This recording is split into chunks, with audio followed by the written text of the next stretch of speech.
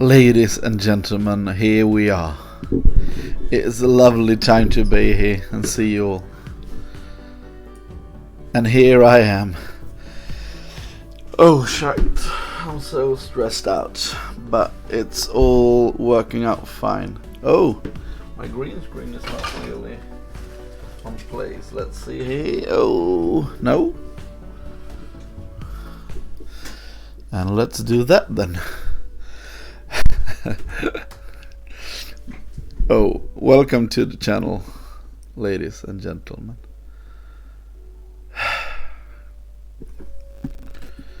Okay, so we're going to call, before we do anything else, we're going to call up CRVT, and I heard that we were going to call up Scarves as well, but he is nowhere to be found.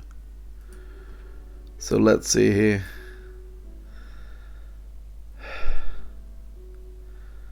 Hello, Scarves. Hello.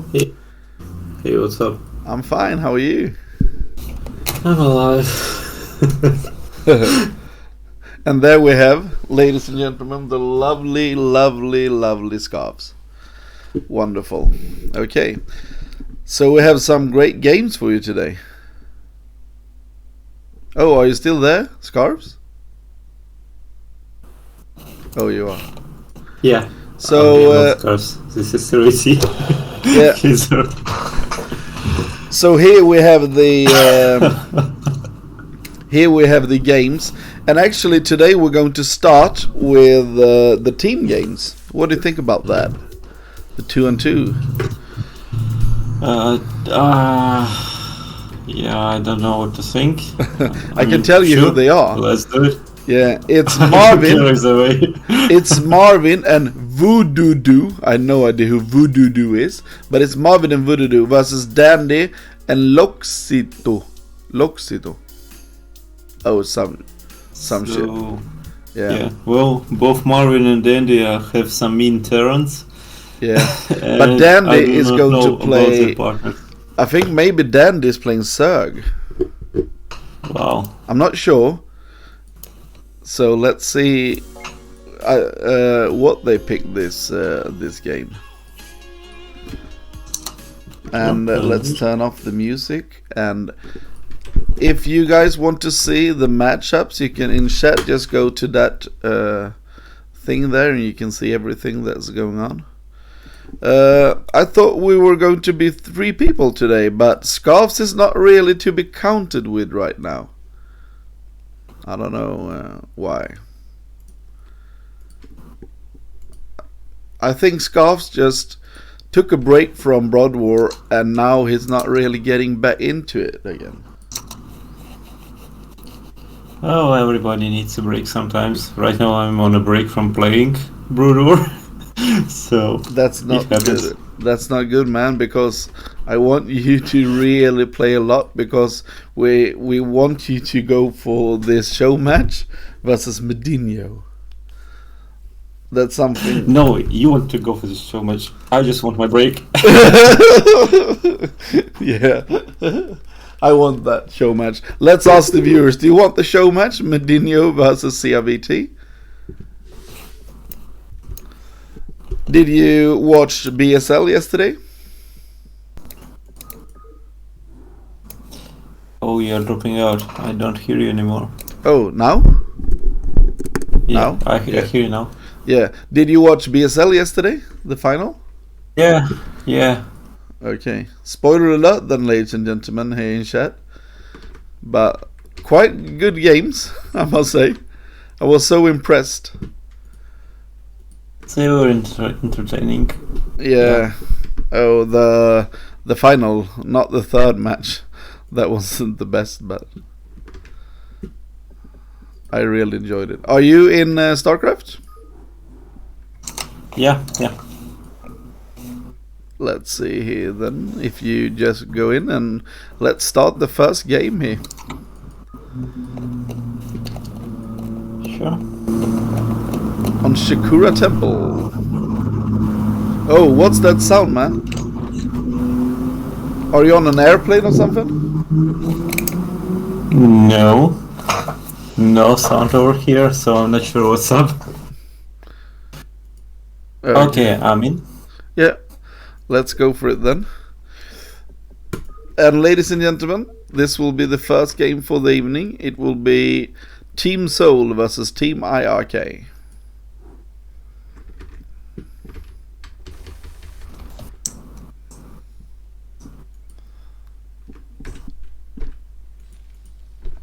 Okay, here we go, ladies and gentlemen. Let's start. In the top right corner, we have Loxito, let's call him Lock, in the magenta. And in the bottom left, there we have the Dandy. Okay, so Dandy is playing Terran this time. And in the bottom left position, we have Voodoo. Let's go for red versus blue then. And Marvin is playing Terran in the bottom right. So Marvin is mixing it up, not playing with Medinho this time around. He used to play with Medinho a bit, the 2-on-2. So let's see here. We see that the scout from Locke is going down to Marvin's position. And we also see Vody going for a scout, and he will scout Locke at the first. So let's see what strat they will go for here. How do you think you should approach this?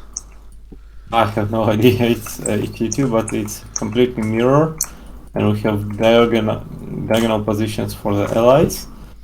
So I wonder. I guess you want to pressure the Zerg, right? Yeah.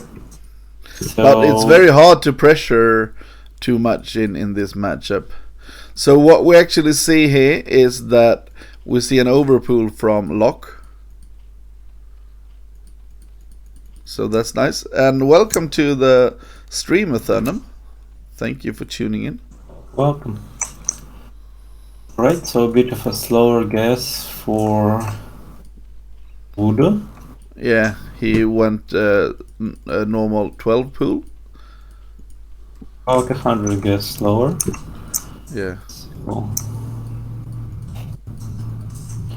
Right, so Deji doesn't choose to wall in, but Marvin does.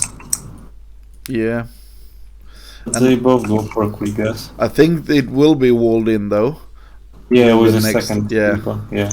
Just as... So this is very similar. And let's see if they go for the 2 factory or 1 factory into 2 starports or something. It's a bit stuff like that you can do. They'll have the factories about at the same time. Yeah. Okay, we actually see some links going to Red's base, and he consoles his extra hatchery, and that's a huge thing actually. Oh, and the Creed colony was forced as well. Yeah. But no attack is incoming, so he's going to put a little bit of pressure at Terran instead. And only the first marine is just finished. We see 2 factory from both Dandy and Marvin here. Yeah, it's best of 3. Yeah. So I guess we'll see a lot of 3-fac vulture. I mean 2-fac vulture. Yeah, 2-fac vulture into Goliath builds is very common here. Because if you go for something crazy like only vultures, you die to mutas, and if you go for straight Goliath, you will have a hard time versus mass ling and so on. Well, from what we see, RK player Voodoo has chosen to play defensive, so we have 2 creep colonies and a faster layer and more drones, while Oxito is getting a lot of darlings. Yeah, but oh, that was a very good attack here from Locke. But he is so low. Yeah, so low in drones. He still needed Sunkens to defend against vultures because Marvin is close. Yeah. Oh, and it's 3 factories for Marvin, but his barracks is lifted. This is risky. Oh no, he has 3 vultures at home. But how will Blue survive against Marvin's 3 vultures? Okay, we also see 3 factories from Dandy. So Yeah, very but it's simple. Goliath. His armory just finished, Oh, so both. he's gonna transition. Both have armory. Oh, okay, never mind. I know nothing. Yeah. So Marvin instantly starts +1, and then he does not. Okay, Marvin is trying to get in here. And And he's in. the Sunken can't reach it. We have speed, but very good micro here. I don't know what the turn rate was, but how will he survive against this? One vulture will... Vultures also are in, but there are 2 Sunkens, so... But, oh my god, Voodoo just donates his Zerlings to the Vulture Force. Yeah, let's see if they can pressure. Okay, he's trying to pressure a bit. Maybe he can get some drones. 1 drone full, 2 drones, 3 drones. And this would never happen if 4 drones. Voodoo just keeps his Zerlings alive. 5 drones. Okay, so meanwhile Marvin also caused chaos in the Laxito's main, so the drones were not mining actually, all of them were pulled. Yeah. So it's about even. Yeah, you see they both are at 10. Marvin is at 19 SCV, so now Okay, they really... He's moving out with his Goliaths. As so is Marvin, so Marvin, they are yeah. stacking up here. Locke and Dandy is putting their army together. And we also see that Marvin is going for an attack. Let's see if this is a base trade scenario. Okay. Yes, this is really bad for Laxito because there will be Mutas and Goliaths. And there's only really just 1 Sunken. And then this army is not there to do anything really. It's too far to protect Laxito, and I think Locke is just dead, his supply block as well. so Okay, they going for... Mutas and 7 Goliath.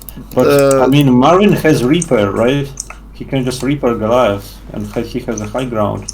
Yeah, let's Be able see. to defend. Let's see here. There is the Mutas reinforcements as well. Yeah, but this is not enough. This is game. Yeah, Yes. he can just repair. He doesn't repair, but he still is going to have too much. Oh, and the Mutas are intercepting the reinforcements as well. Oh, but he's not going up with all of them. There's only 4 Goliaths here. I think that... Yeah, but Marvin Voodoo is has holding killed reinforcements. So this is all they got, those 7 Goliaths in front of Marvin's base. He cannot break this. No, I think... And there are 3 Sunkings going up in Voodoo's main, so I think it's just over. Yes, it is. I guess it came down to Marvin's Goliaths went completely unscouted, and it was pretty even before that. Like, they both did damage with the vultures to both Zork players, and it was kinda even GG. after that. Yeah, but these Goliaths just got unscouted and they got into position. Yeah, so... I mean, they could intercept them. Like, Dandy had same Goliath count, but also 3 Mutalisks from his partner, or they could immediately counter Marvin, but just too much time has passed by the time they were aware of the attack. Yeah, they just took forever just walking around and stuff. I guess they were waiting for another wave of units before committing, but Marvin just yelled his 4 Goliath across the map and it worked. Yeah. Okay, I see now that you don't have the nice picture, you have something else, so let's take that away. You should have the lovely picture. There we go. Okay. So let's see if they can come back for game number 2 here. Right. And the game number 2 will be Dandy playing SouL this time on Polyboid. So some switcheroo here. Now we're gonna have 2 Zergs. Nope. For Team SouL. No, the other player, Locke, switched as well. Okay. So This they is just something switched. that seems to be common in 2v2, but Yeah. why would you do this? Oh, right, they actually did switch. Okay, but Team Marvin and Voodoo stay the same. Yeah, you can just see here that they switched. That Dandy is in the bottom right and Locke is at the top right. We have Voodoo in the bottom left, and in the top left we have Marvin. So This is side to side this time, not crossbows. Yep, and they're scouting each other. Yeah. Completely mirrored positions. Yeah. We So see it's, that Voodoo is not moving his larva to the left side. Oh, why not? Oh, look. I'm not sure. It's Maybe he's a low rank player or something. I don't know. yeah, 100 APM. Maybe he's just, I don't know, drinking something. Yeah, or drinking some whiskey sour or something like that. yeah. Just chilling out. I mean, he played well in the first game. Maybe he lost a bit too many Zerglings, but other than that, kept the army together. We see wall from both Marvin and Locke, and that's quite standard. Let's see what the build orders will be here.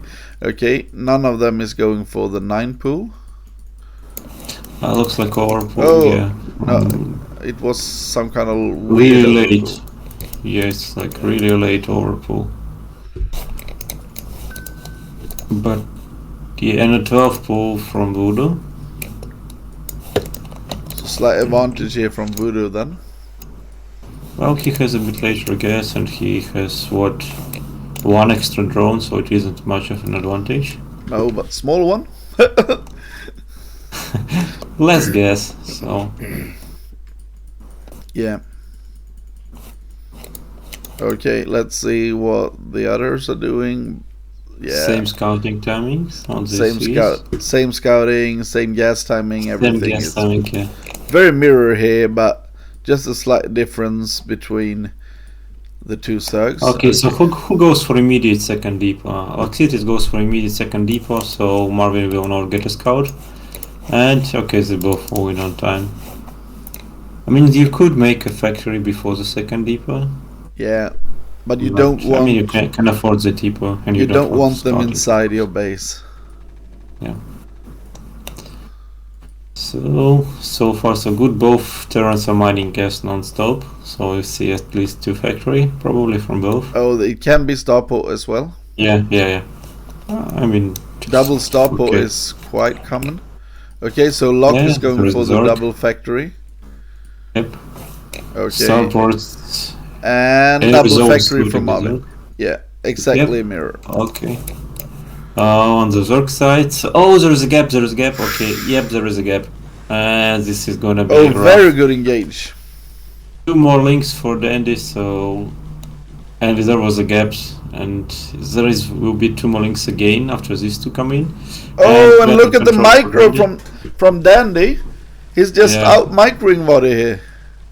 And the Voodoo. At Voodoo, yeah, but a drone pool was forced. This second hatchery is important, but he may not be able to save it, or he may lose too many drones.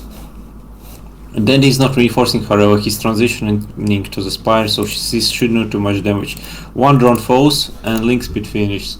But Voodoo is playing very defensive. Oh, look at 2 that. Sunkens. No, Okay, it's not 2 and Sunkens. 4. It's 1 Sunken and 1 Spire. Yeah. So the Spire for Dandy is about 220 HP ahead. And yeah, Team SouL has map control for sure now.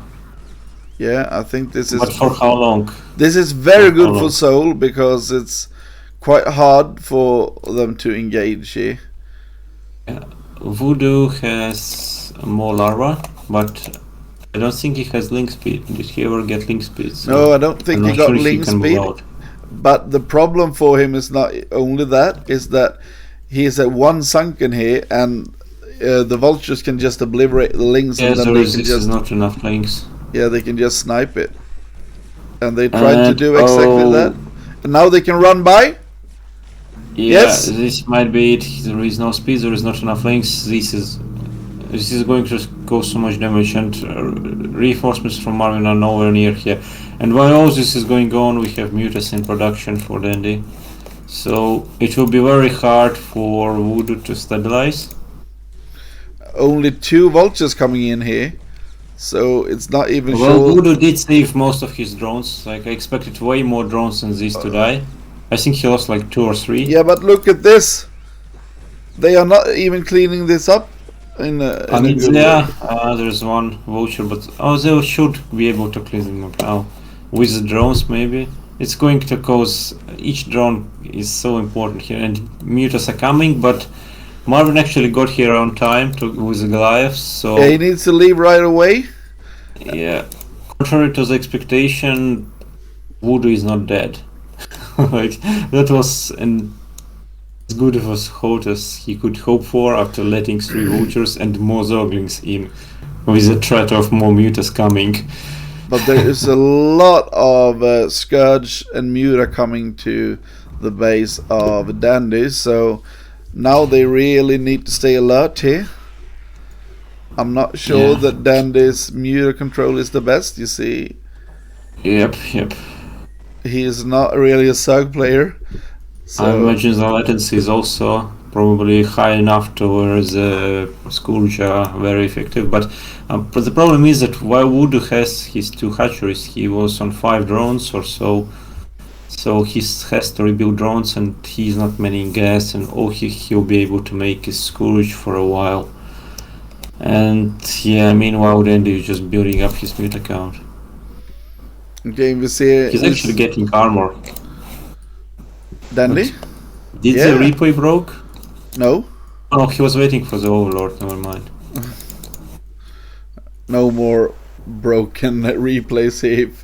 Yeah, it just looked like nothing was happening for Dandy, and he was on 3 larva, but I think he lost an Overlord to Goliaths or something. Oh, maybe to some Scourge as well. There was a lot of Scourge out there. Okay, so let's see where we are at. We just see that the Terrans are very, very mirror. Lock is at 25 SCV, so that's a bit of a difference. But if you look at the supply and everything, this is very, very, very even. So hit +1 at about same time. But yeah, I mean, Team Dandy has map control due to these mutas. Yeah. And it will be a while before Voodoo will be able to recover. He doesn't have enough drones to use his second hatchery advantage, so it was on 3 larva for a very long time of this game. The build really isn't paying off for Voodoo. Yeah, Marvin is just staying out here waiting. Let's see if Locke maybe trying to take his expand here. Yeah, well, Voodoo was able to spend his gas finally, but it's not enough to contest Dandy, and I think Team SouL will have an option to expand whenever they want to. Yeah. Basically, Marvin needs to get a very good engage on his Goliath against Alexita's Goliaths to make it a comeback. Or I don't know, a lot of Scourge need to land. Something like that needs to happen, because Team SouL is keeping their armies together. Yeah. There are 2 Sunkens in base of Dandy, so not like they can do a link run by. Okay, it's 8 mutas to 5, but there are only 2 Goliaths in Voodoo's base. And but now let's see his Scourge micro here. Dandy has very good armor. Very good micro there against the Scourge, so maybe he just knows exactly how to do that type of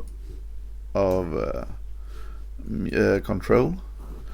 We actually see Vado going up to 15 drones. Dandy's just making Wood over droned for sure, because I mean Dandy has his +1 armor. Yeah. So and he also is making a few drones now, so he's getting ready. Must be getting ready to expand. And of course, Lock City is already expanding. Now we see both Terrans out, but Marvin is actually way ahead. If he just waits a bit, he's soon at 1-1, and that will be a huge difference actually to be on 1-1. I'm not sure, because I mean Dandy has +1 armor, and he has an arc, and he has. Oh, that was very good, but he should have waited. He should have waited for the 1-1 here, Marvin. Marvin is upgrading. +1 armor would do much, because it's just a big arc advantage. It's like in PvP with dragoons. You just don't want to fight there. And I mean, mutas do solid DPS. They also tank a lot of damage, so there is no way Marvin can take that fight without Voodoo's help. And now that Voodoo has left with his mutas, his main is completely exposed. But there is two Sunkens over there. Leave. Yeah, but I mean, he doesn't have a way to deal with mutas there. I don't think this move to go back to protect the ramp will work for Team iRk-A. He's gonna get on the high ground too fast, and there's just they are going. Oh no, they're going to Laxita's base, but I don't think that Laxita should keep all his Goliaths here. He doesn't need all Goliaths now here. Yeah, now something like 3 Goliath would do it. But this is a lot. Oh no, he's walking in with all his mutas there he needed before. to block the links. These links may make the difference. They just got on top of the Goliaths, so. Oh, let's see. All died. Because if Laxito dies, then there is nothing that Team SouL can do. No, Dandy can't win doesn't this. have the production. Then these mutas are melting. They're fighting an isolated group of Goliaths, but they're still melting. And I think that if Marvin gets up the ramps, then he's done it. Oh, there's a lot of units coming in from behind here. There is still fire from the top of the ramp, but he's slowly getting up the ramp. Oh, he's coming up here. Oh, and but now he the needed to make an arc. Oh, I don't he needed think to make an arc, and there is a drill. I think this is it. I think they're gonna clean it up. Yeah, they're gonna clean it up. But Marvin didn't make it up on time. Marvin has an expand now. I mean, Voodoo has a lot of money. Oh, GG, they gave up. He cannot outproduce 2 players. Like, even with an expand, he only had 3 factories anyway. Okay, so I think it was close, and if they went for a counter attack immediately rather than try to come back and then turn around, I think they could have done it. It's literally a bit like the first game for Marvin to get up. Yeah, they took a bit at the first game as well, and I think he should have pushed up maybe harder. Yeah, I mean, Goliath is a really stupid unit, so it's hard to get up the ramp. Yeah. You need to basically spam move. Okay. Just pick another group and spam move. So we have 1-1 actually. Quite intense for the 2-on-2. Yeah, I was impressed with Dandy's Muta micro and also Link micro, I guess. Yeah. Dragoon versus Goliath versus Scourge. Who wins that stupidness contest? I think Goliath is the most stupid. No, sorry, not Goliath. Dragoons. I mean Dragoons. Not Scourge? Oh, Scourge is so stupid. Scourge can also be stupid. It's like it's a really hard contest actually. Yeah, okay. I'm not sure. Oh, I'm getting invalid password. Okay, Goliath, it's a lot smarter than both Dragoons and Scourge anyway. But who is? Okay, can you rehost? Yeah. I'm doing it. So, which ones are the most stupid? Let's see. Oh, Dragoons, sometimes they are tremendously stupid. I feel like Goliaths are more stupid at moving than Dragoons, but they are much smarter at attacking. Yeah. Like, they don't get stuck, they target well, it's instant fire. Like, so it's hard to tell. Like, they certainly are worse at moving than Dragoons. Scourge, though, they just stop mid-air and watches the enemy go away. Maybe they are pacifists or something. That's also what Dragoons do, so... Yeah, but think about this. These Scourges are flying units. Yeah, maybe like, Scourge are pacifists. They don't want to fight, really. They are forced to fight. And they don't want to do it. Because they all want them to kamikaze, and they don't want to kamikaze. So I think that's the thing with it. They don't want to do that. Okay, so we have another mirrored positions. Yeah, let's see. We have on the top right we have Locke, and on the left we have Dandy going for Sisag again, and Marvin going for the Terran, and we have Vodo as a Zerg. And Marvin is going for the 9 pool this time. And this map is Ultimate Stream, so it's a very different type of map, where you have a huge ramp outside your natural. Okay, so Voodoo once again didn't use Lara, and I don't think that... I guess it's a sign that indeed he isn't particularly experienced. Maybe. Because he's going for 12 pool, and yeah, this is not ideal. I think 12 pool on this map is quite good, because you can hold the... it's quite a long rush distance, and you can hold your natural base quite alright, because it's high ground. Okay, so Locke is scouting a bit faster than Marvin this time, but not significantly. Yeah. And I guess I'm going to see a hatchery from Voodoo. Going to be a ramp hatchery. Yeah, he will take it on his nat, I believe. No! Oh! No, I mean, you might as well take their natural. Yeah, because you have a ramp. Yeah, you can just make Sunkens and deal with vultures and stuff. Yeah, I like the expand there, actually. 12 to expand. Some time for the creep, but anyway, it's only a little bit further. It's not like you're saving much by putting it behind. Yeah. But let's see now what Dandy is doing. Dandy is... He stopped mining gas. He goes layer and spawning pool, but only 2 on gas. I guess that's for the spire. Yeah. And just then to barely afford it. And then you sneak out 1 extra drone and get the extra on gas. Mm-hmm. Oh, but this is not looking good for Dandy.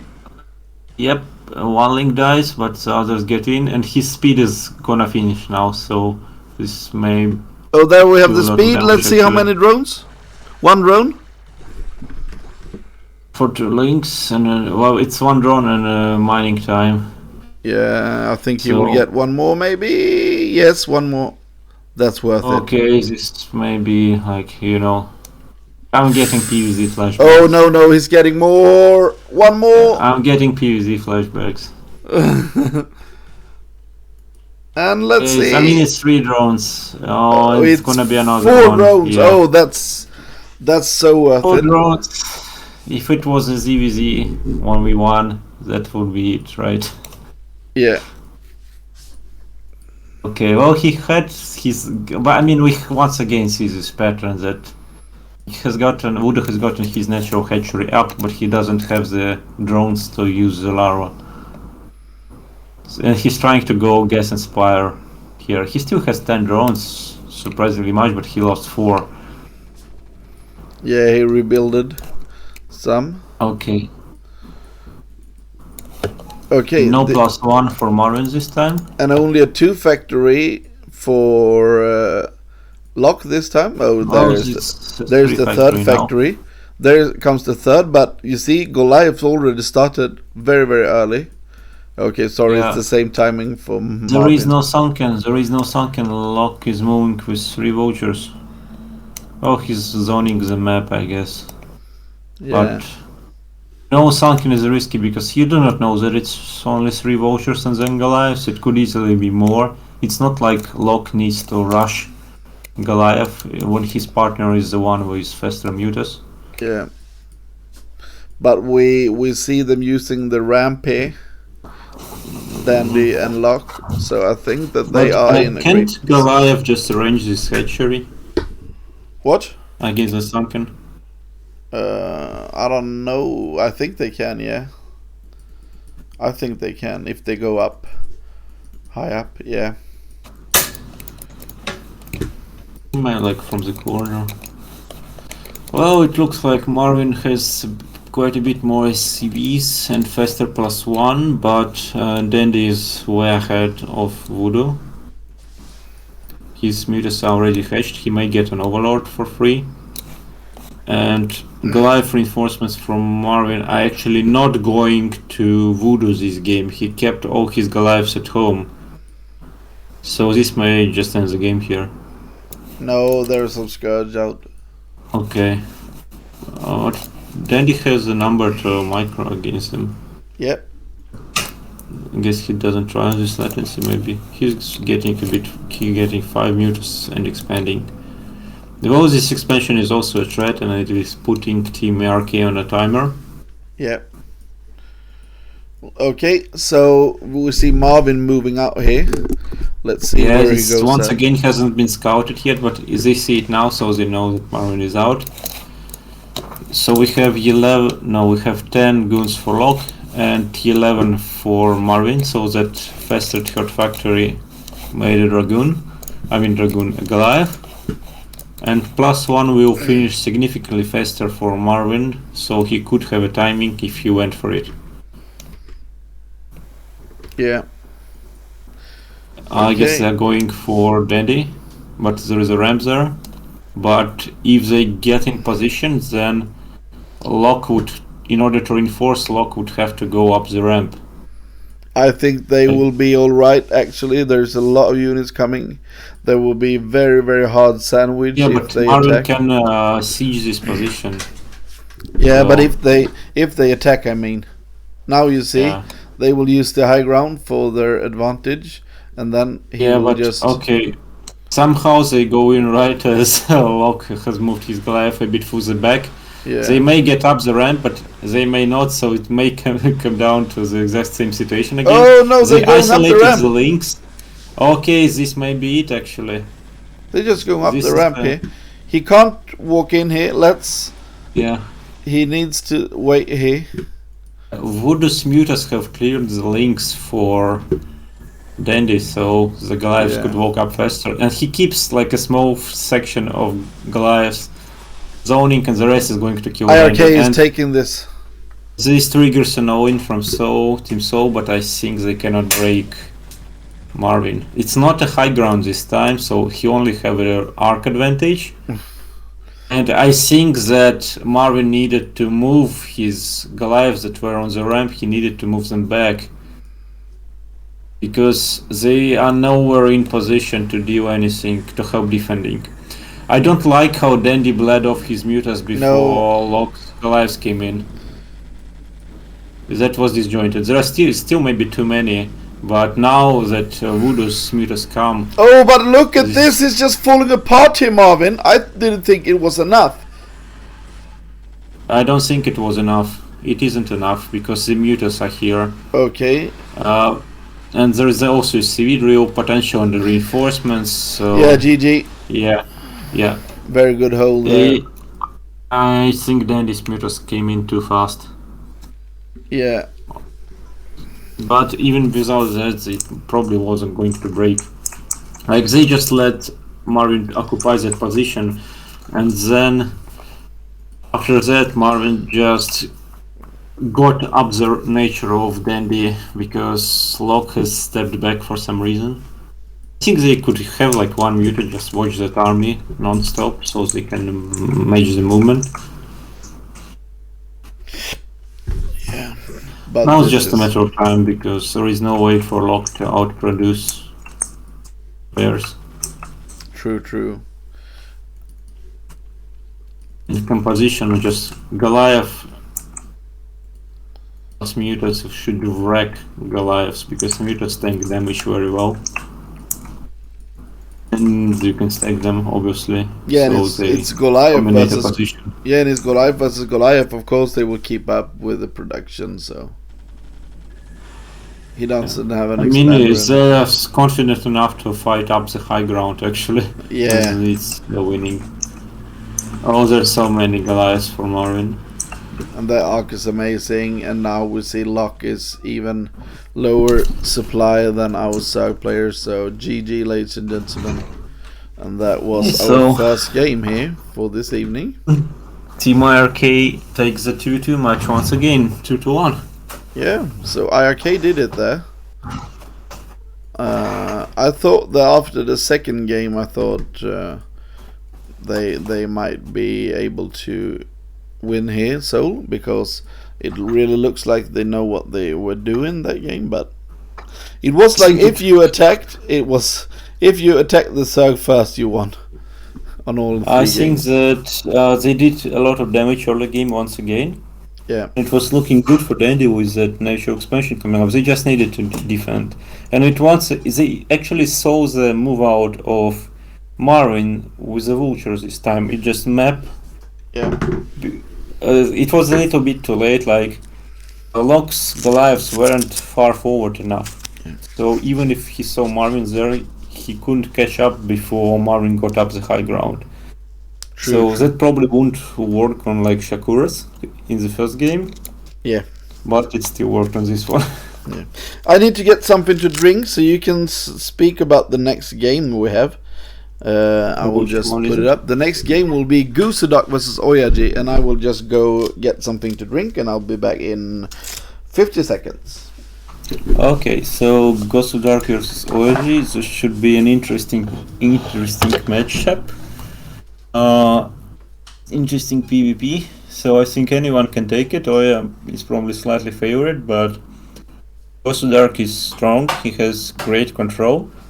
He plays conservative PvP, not going for stuff like one gateway for Robo Nexus, not going for stuff like 3 Dragoon expands.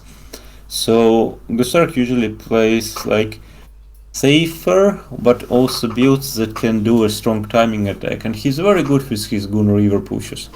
But on the other hand, we have Oya, who is also good at that style, but can also play more macro-oriented ones, and he's also good at defending against river pushes.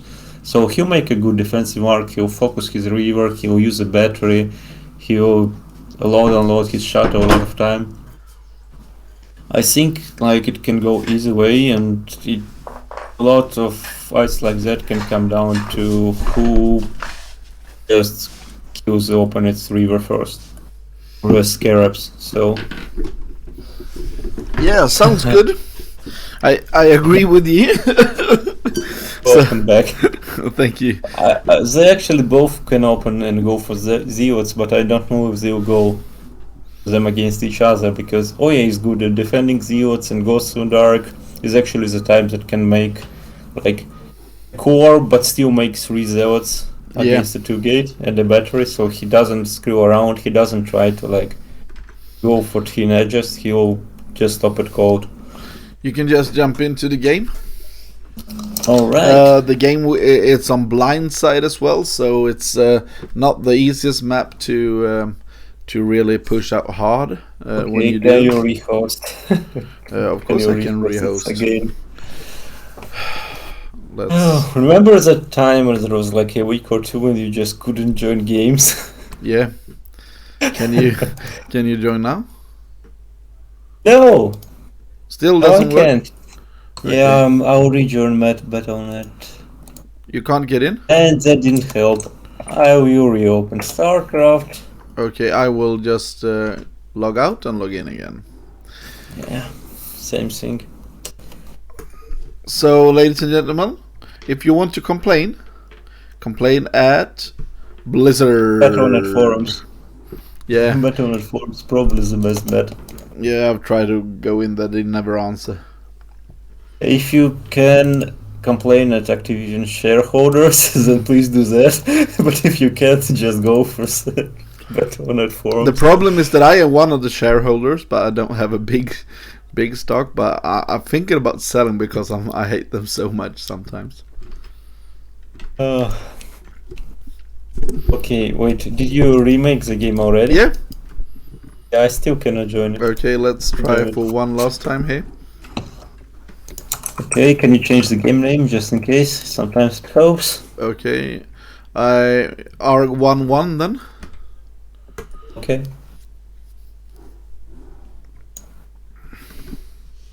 Magic! It worked. Oh, it worked. Let's go.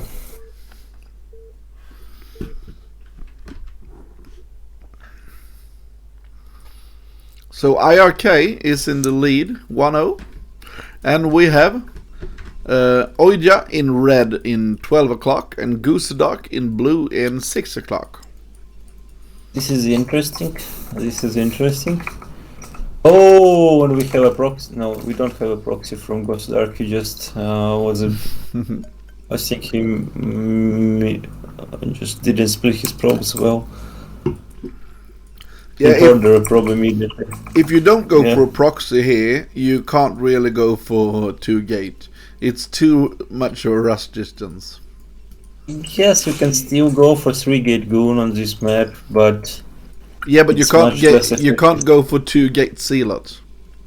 Yeah, sure. I mean, you could probably go for like a Nexus version of it or something. Yeah, but you won't None. get any damage done with it. Actually, this map is huge, so we actually saw one game that where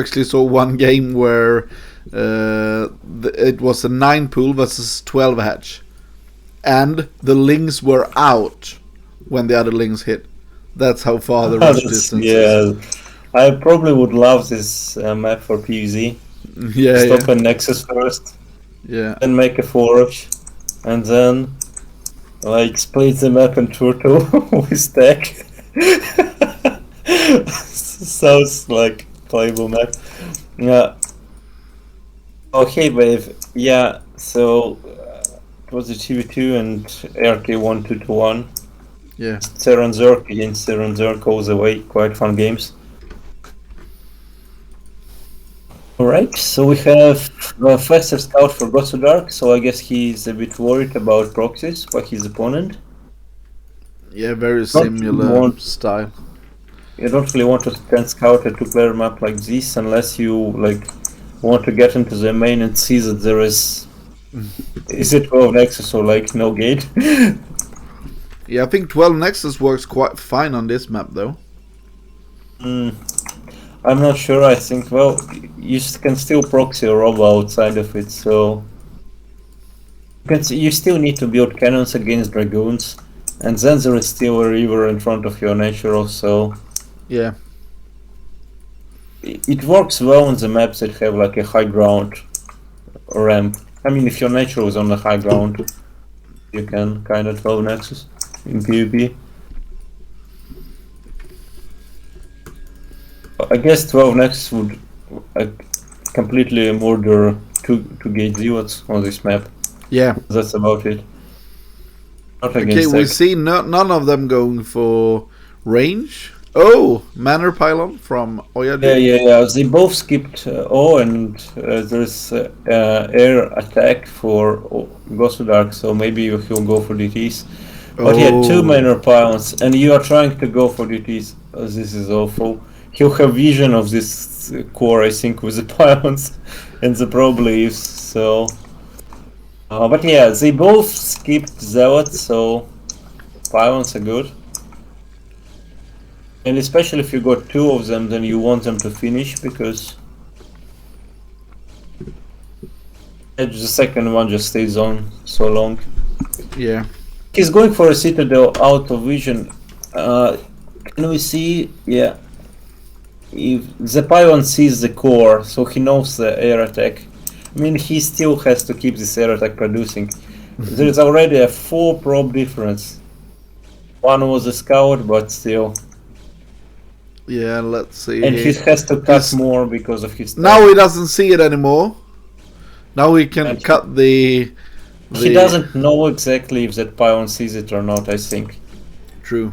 I mean, it's hard to say. I had to check the vision. I couldn't say immediately. But yeah, we are going for... Oh, it's so many workers cut. But look at this! It's such a long... Oyaji is going for the same. Also DTs. One thing on this map is you cannot block the ramp, probably. I wonder, like, if you put DT on hold position in front of the X, will it block like the entire ramp or not? I don't think it will. So, like, if it's DT against DT, then one player, like, if both don't get cannons, and one player can just position DT on the ramp, but you can just kill the X here.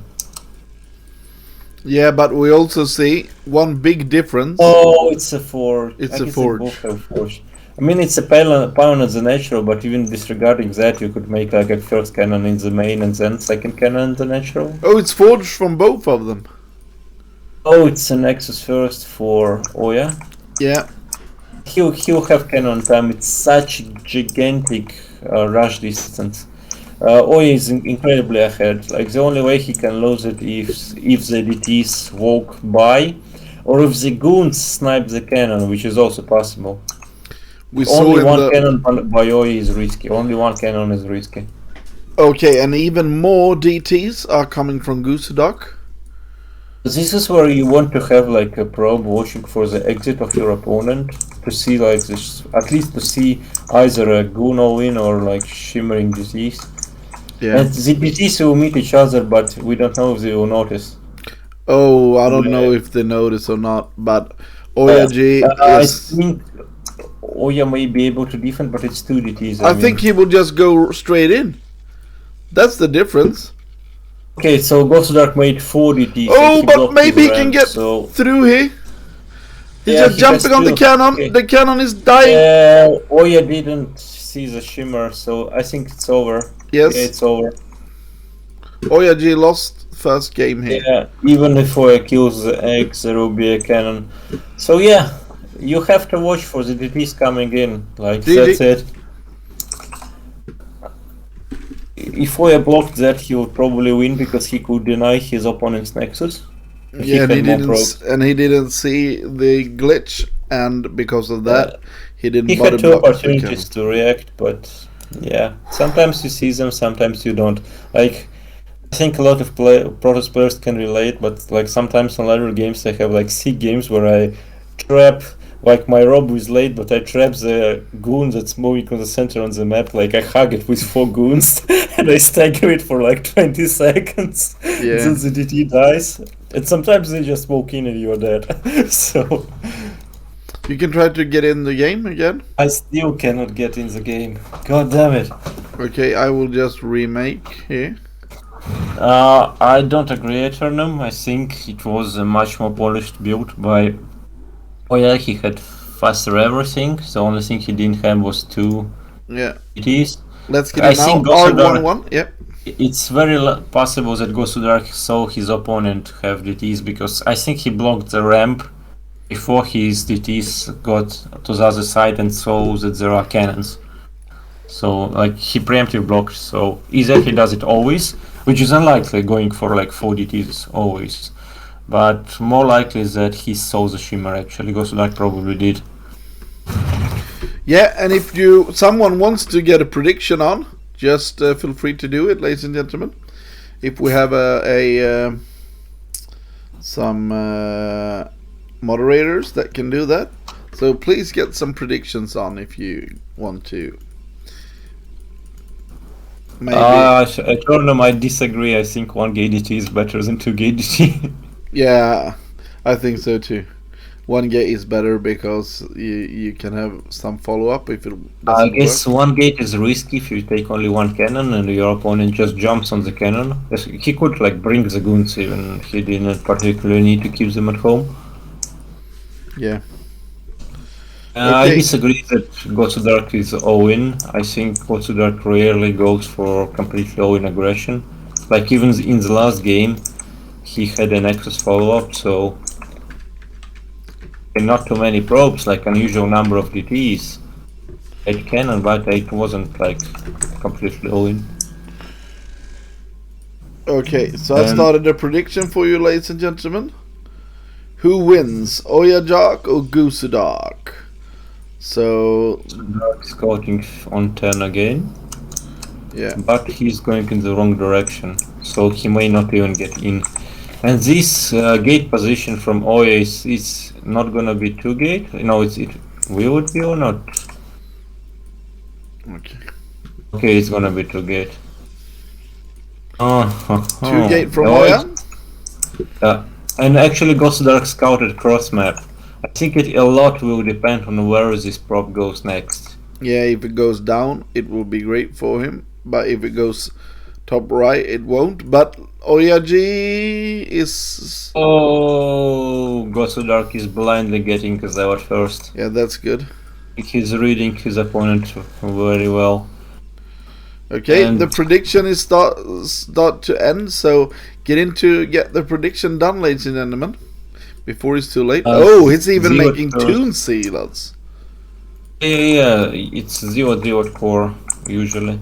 Isn't that weird to go for double sealot versus... Okay, one problem he has is he went for the wrong direction. Yeah. So he will know these zeros are coming. If you know they're coming, what you can do is you can defend with 2 zeros and a battery while it short zero counterattacks and kills a bunch of probes. At least that's if the opponent is going for 3 zealots and core and gets in core. So if you know they're doing that, you can counter attack with 1 zealot. But Oya is going for 5 zealot version.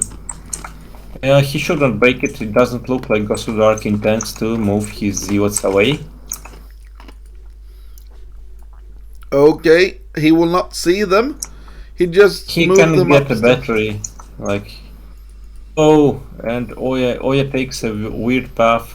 I guess it probably is on purpose because he wants to catch the opponent off guard.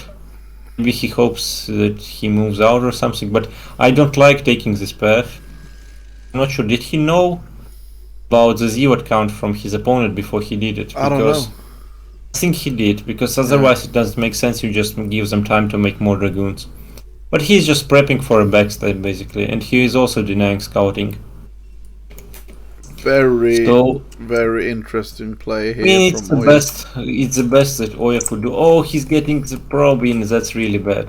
I think it was nice by Oya to try for a backstab, but his opponent wasn't moving, and there is a battery, so he cannot break that.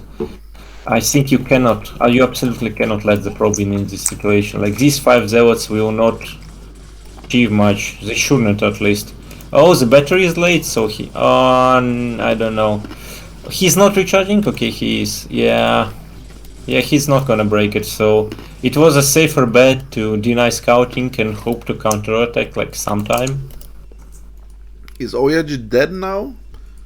Oh, but he's blind, so he has to guess while there is a probe watching. Yeah, now we see the Reaver tech coming out, so it will be a push. The probe will get away, but right now he needs to decide, do I have to, like, if he's not getting a robo or cannot, then he's gambling that his opponent didn't go DTs.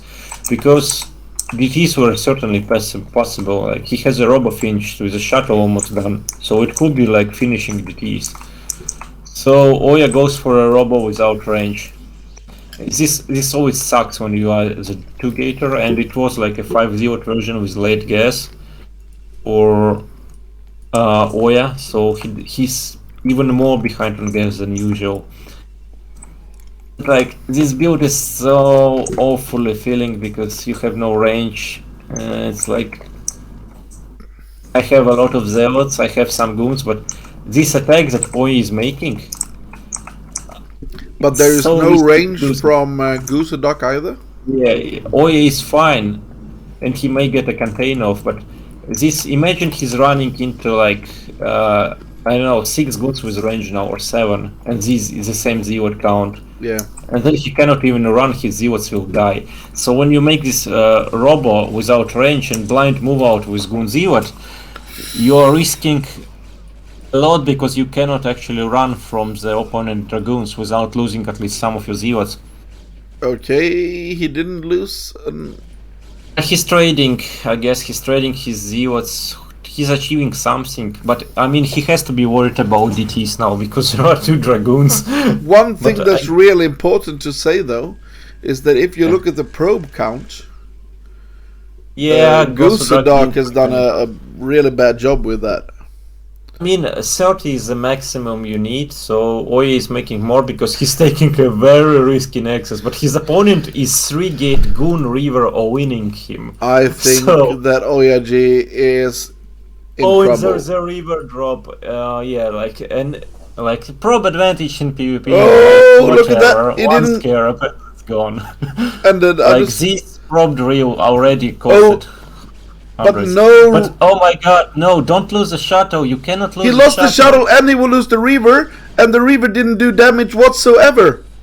Yeah, so if you guys didn't know, if the Scarab didn't explode, the Reaver is not going to shoot a new Scarab. No. You need to press a stop on Reaver to have the Scarab explode.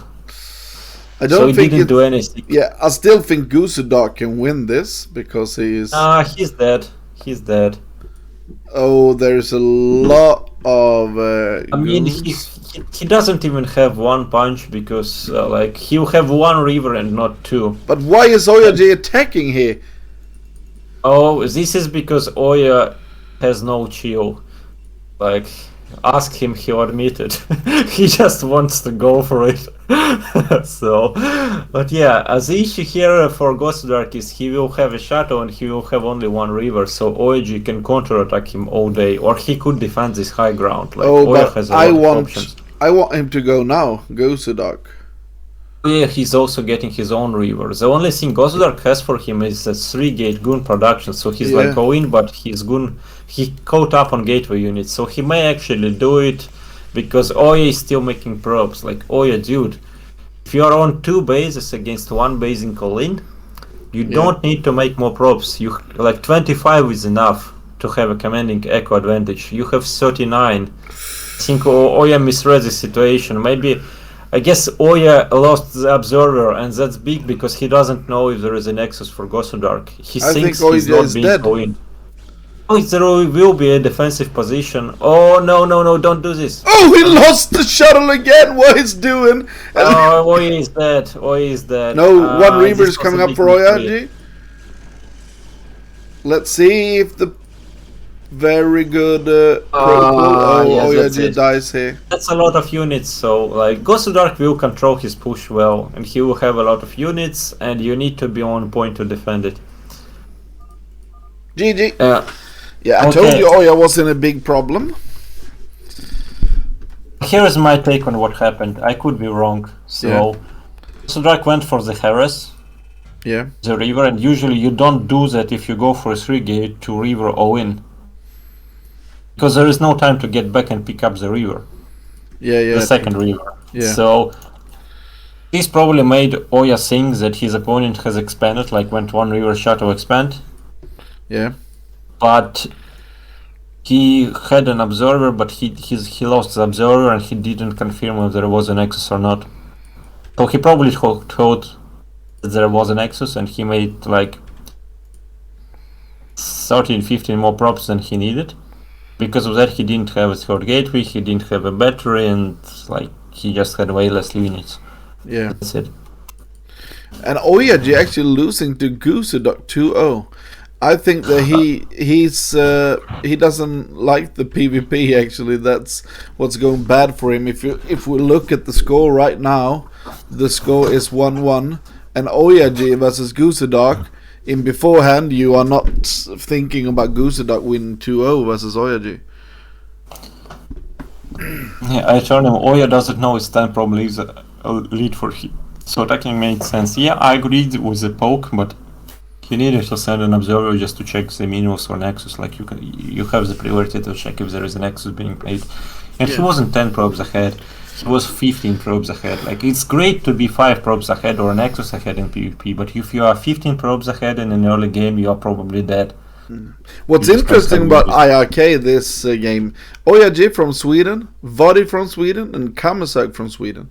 This is a very Swedish team. And a Swedish caster. What can be better? Marvin from Sweden? No. Oya, Vodi, and Kame.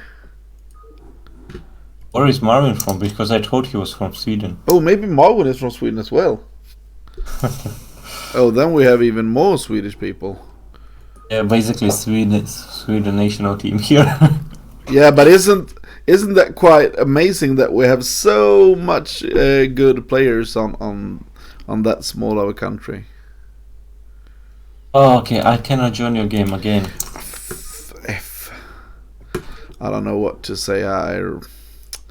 Okay, I just remake it. Okay, every game. Okay, let's go for ARG-2-2 and see if it works this time. I think it will work. Yeah, it will be Dandy versus DeWalt, actually. So, okay, on this final map, from RCG, wasn't it? Yeah. I think it was. I think, yeah. And this will be an interesting match, and this is an interesting map for them to play. I think this map favors DeWalt style a lot. Yeah, like, it's not very big rush distance, very wide open mains that you can drop with speed shadows a lot. Yeah. Like these vision blockers in the middle. I But we kind of want haven't. to see what. But we haven't seen DeWalt in the best shape lately. So Yeah, but I mean, I think DeWalt has much more of a chance to lose like a game or a series to, for example, Terrors and Dandy. And what I mean by that is that Terror and Dandy are very close at skill level, but their styles are completely different. And like Dandy's style is something that I feel DeWalt is fairly comfortable playing against. Like yeah, I see your straight up point. macro. Terror is Of just course, one of the best foreigners wild. right now. So Yeah, yeah. He's quite unpredictable. Dandy has some aggressive builds in him. yeah, He's not the type to like pull out and 14 command center into 4 factories. And he'll just 2 factory you, or he'll go for like gas expand 3 tank push.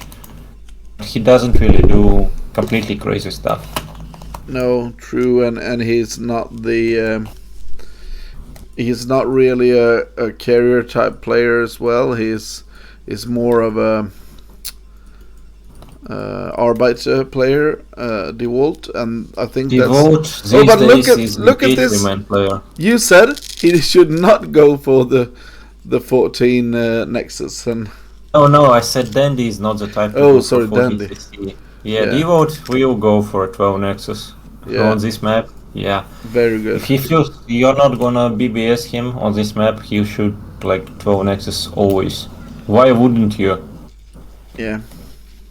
I wonder like if I'm more wondering whether it will be like a 1 gate or 2 gate. And I wouldn't be surprised to see just a 1 gate. Yeah, and just slow play after that. Yeah, it was a 12 Nexus 12 gate, so it will be a 1 gate. So the reason you do that is in order to be able to have the gateway faster, so you can order probably a ZWOT faster.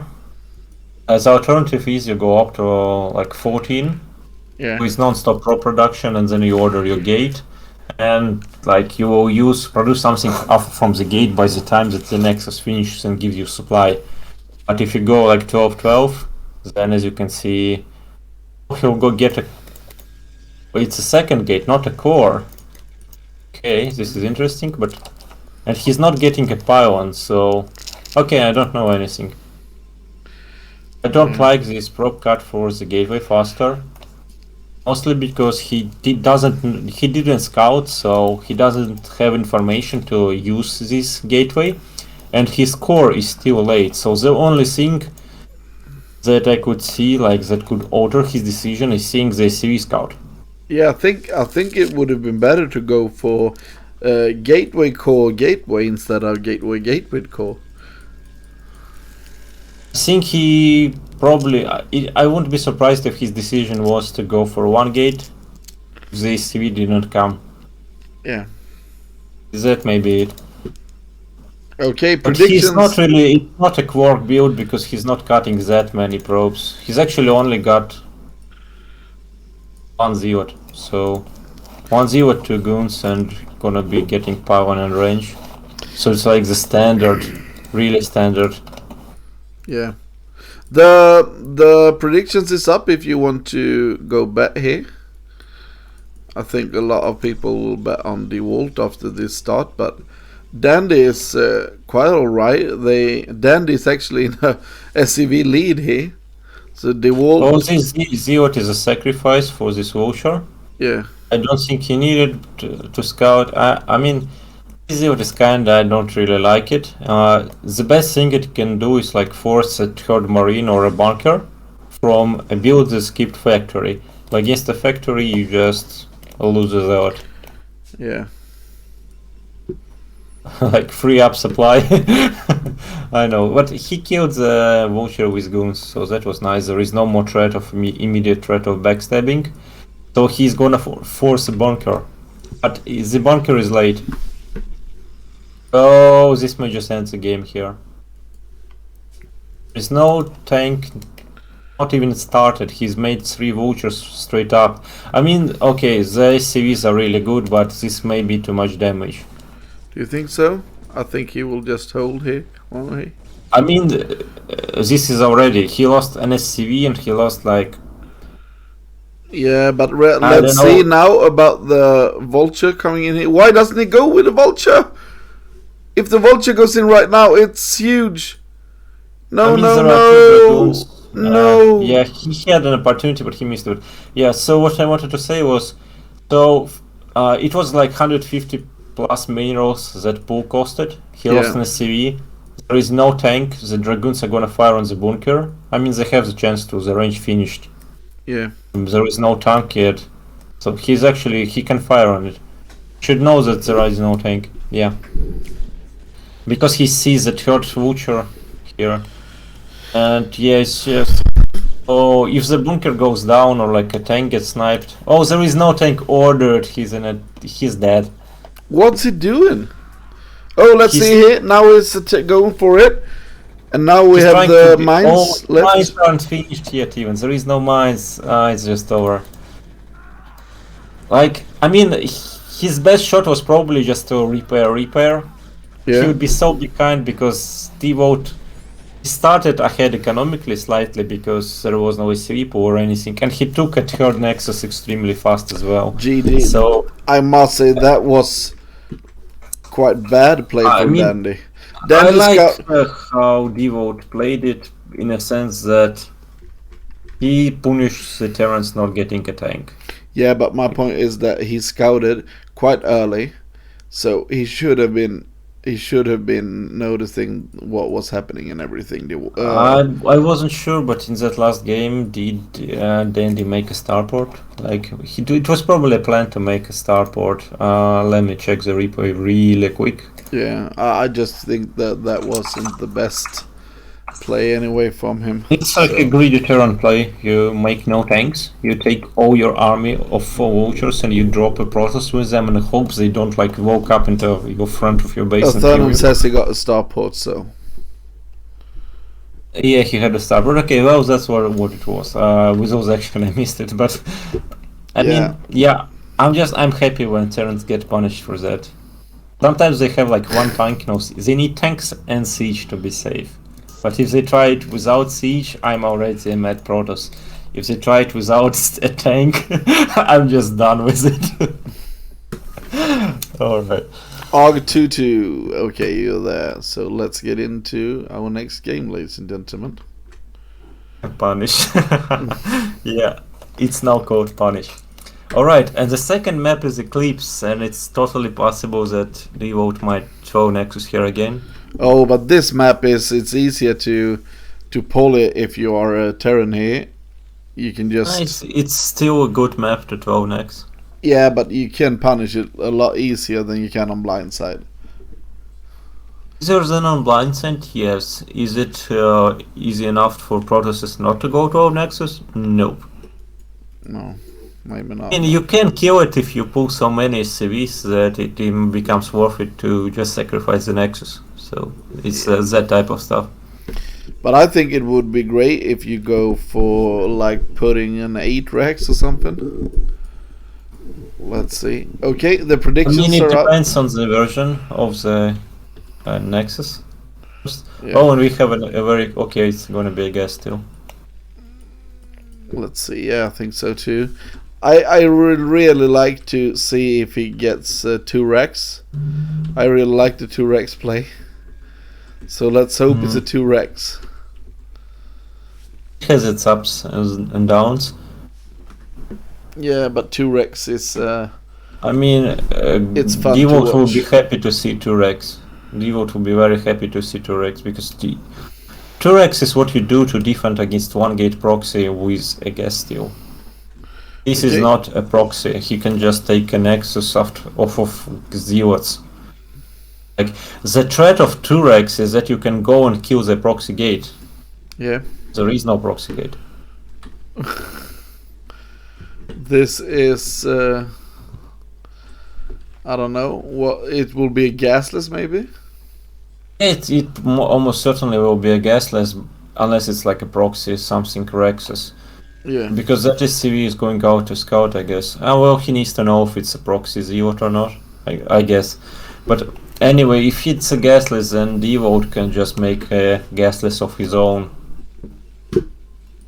Yeah. Oh, and he's stealing gas. He turned it into minerals and he's gonna steal it again. He steal 8 more gas, I will be so happy. I guess he's trying to manure pylon. He took a bit more gas. I just remember a game where I saw Flash go for the 2 Rex play after a gas steal. I loved it. I told him I agree that you just go second gas and take Nexus, and the benefit here is that you don't even lose the first gate if it's not proxied, so it's like whatever. Oh, will the CV kill the probe? No. And yeah, this engineering bay is not helping him too much, like it delays the Nexus, but it also delays the CC. Oh, devote was closer to 400 than Dandy was, so it's better for Dandy to block, but it wasn't long enough, and now there will be like just 2 zealot pressure instead. Let's see, we have some Marines out. I think Devote wants to force a bunker. He's just pressuring to force a bunker, I think that we... Oh, and yes, he forced a bunker before the command center. That's always fun. Does he need that? I mean, there are 2 zealots coming, there could be a third. So yeah, but if he pulls some SCVs and holds it with that, as we saw yesterday in the final. Worker pools are expensive, like... Worker pools are expensive. You just to send the worker from your main to your natural and just sit there for, I don't know, 10 seconds and then to go back, it's like 40 seconds of mining and there's like 40 minerals per CV. Yeah. So it's cheaper to make a bunker.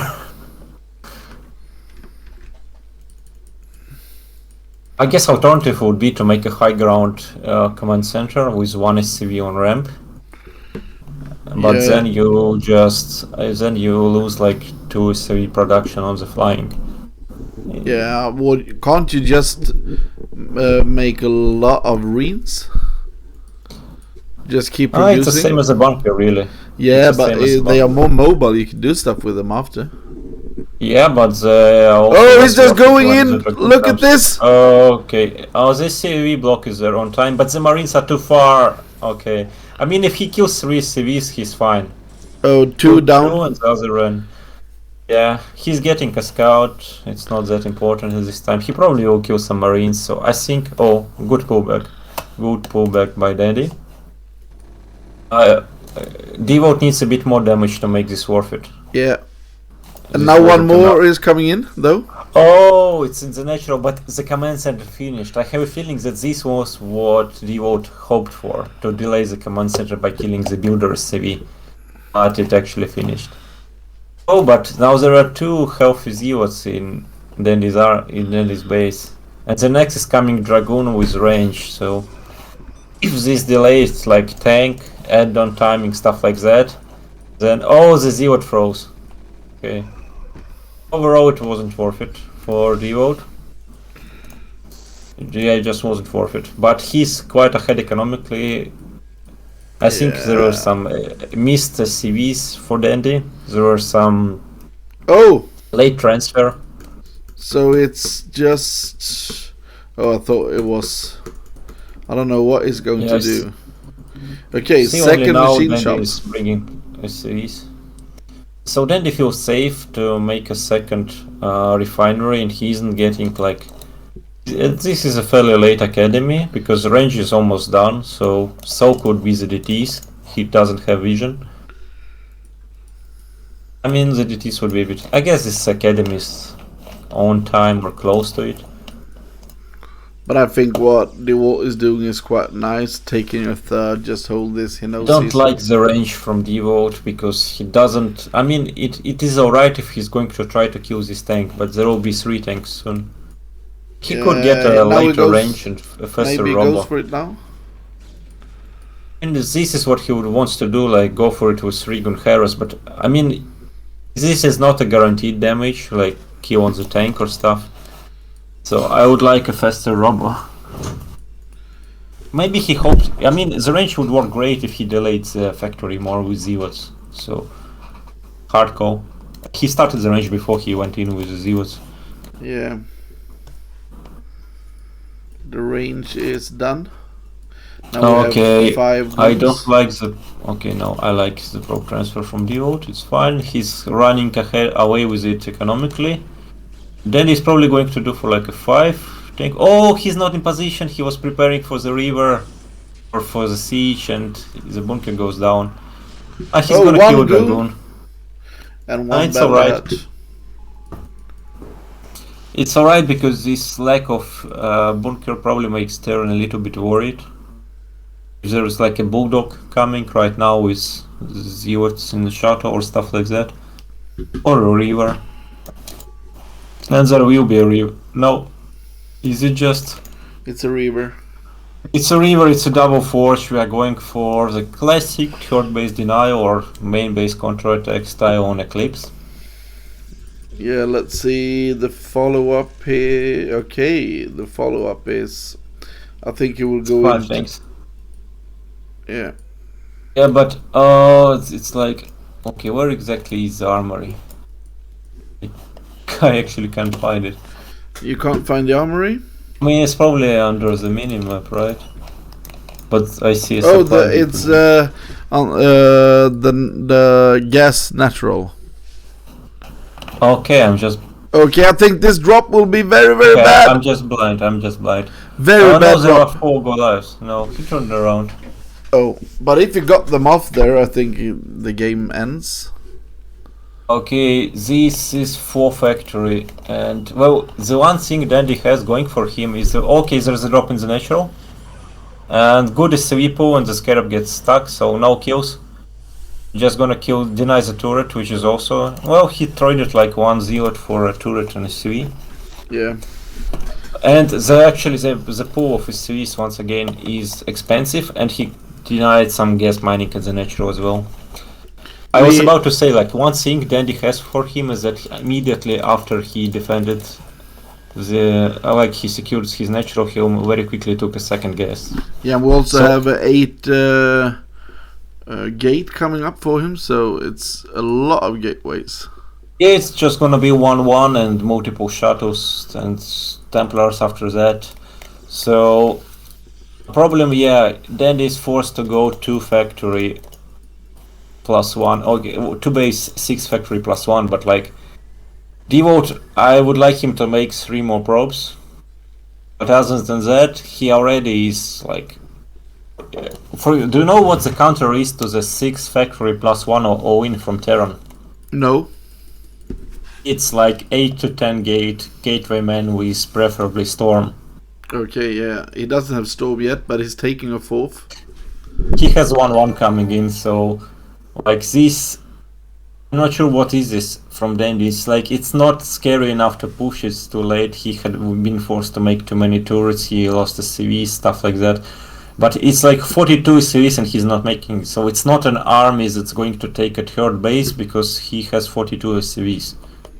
But isn't this quite normal DeWalt style of play? I think he does this a lot. I mean, yes, that's what DeWalt does a lot, but I mean, Dandy's choice of build doesn't make much sense because he's too behind for it to work.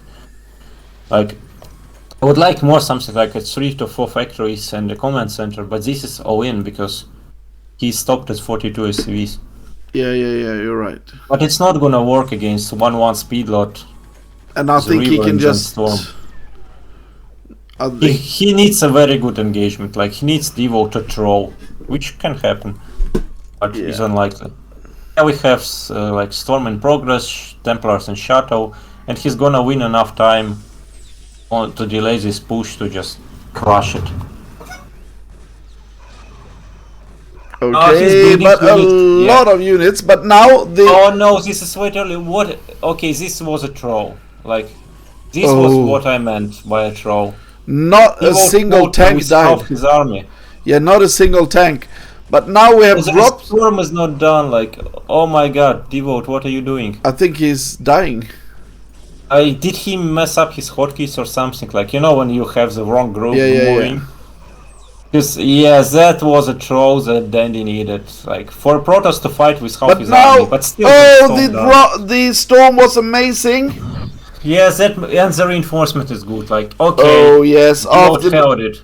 The tanks was so clumped he didn't know that there was storms in there, and now we just only have finished. As soon as it finished, he unloaded. We only have 2 tanks. Yeah, I mean, you can see how silly the idea of this push from Dandy was. Like, Devote donated, I think, maybe more than 20 supply for the fight. Probably was more like 35 to 40, and it's still just melted. Yeah. The storms were great, but I think if it was just one storm, he would still clear it with the Devote reinforcements. It was too late. We have a 4th coming up as well from DeWalt, so I think... Yeah. It's donezo, because there is no 2-1 coming. I mean, what do you do when you're like timing calling push got cleared and you're on 42 SCVs and you start making more SCVs? It's not like you're gonna have another shot at it. I don't think Dandy is ever going to get it hard base. No. He can't. It's like, imagine you play against the Protoss in a ZVP, and Protoss went for like 40 probes, 6 gate, all-in with Templars. You crushed it. And now Dandy's trying to move out again with 4 tanks. 4 tanks. That's not enough. It's like, I hope I get to mine like the passage to the third base so that the tanks get there in siege, because there is nothing else I can do really. And I mean, he's mined up one side but not both of them. And there are Zealots now. I mean, okay, Devote may donate more Zealots, but he has shuttles. He can just bomb or storm this force by turn. It's a 50 supply lead. Oh, there was a storm drop at the natural that I missed. And there is an Archon even there. It has 18 kills. Oh, this is very good. 20 kills now. There is no reinforce to this. And actually, Devote, like, shuttles, how he can storm drop and stuff, but overall Devote doesn't need this base to win anymore. He will defend it anyway, but it needs to drop. He doesn't drop the units in the shuttle. Oh! Mind Rex with... Yeah, this is just GG. He just give up here. It's very nice to diffuse like big minefields with Zealots from the draws, because like if your Zealots, if you were to like run forward with your Zealots, they would get stuck in mines when there are so many mines. Yeah, and they can just move them around and stuff. I mean, you don't diffuse many mines when it's such a thick field. True. So, because your Zealots get stuck on mines and they die, but if you drop shuttles in the Zealots from shuttle in the middle of mine formations, then there is 6 giant minefields. There is 6 tank out on the map, and that's not enough. Yeah, he's not getting at third base. No, he's dying. Yeah. I don't know what he's still doing in the game though. This will be winning 2-0, but he made it harder for him than necessary with that engage. Yeah. Okay, it's a 2-2 Protoss army. I don't know why Dan is still here. It's microing 2 tanks, like. Yeah. I think I actually should do something like that more often, like not leave and micro a few units because you get some micro practice. Yeah, just to be annoying, to stay forever. People love people love the ones that do that. They just stay in the game. maybe that's something we should start to do in Clan Revolution. Never leave the game until we're dead. Yeah, I mean, it won't be worse. Yeah. Like from this action, maybe your mindset might suffer a bit. Yeah, I but guess, I mean that we will. You may get some comebacks. Yeah. Okay, I need to get more to drink because it's so hot in here. So you need to speak about the next map. I need to get a drink as well? Let's go for a short break then, and you also get something to drink. We will be back soon, ladies and gentlemen. This is a very hot day here, so I will just turn on some music for you, and we will have a short break. Don't go anywhere. I'm so sorry about this, but we just need to get some refreshments. It's so freakishly hot.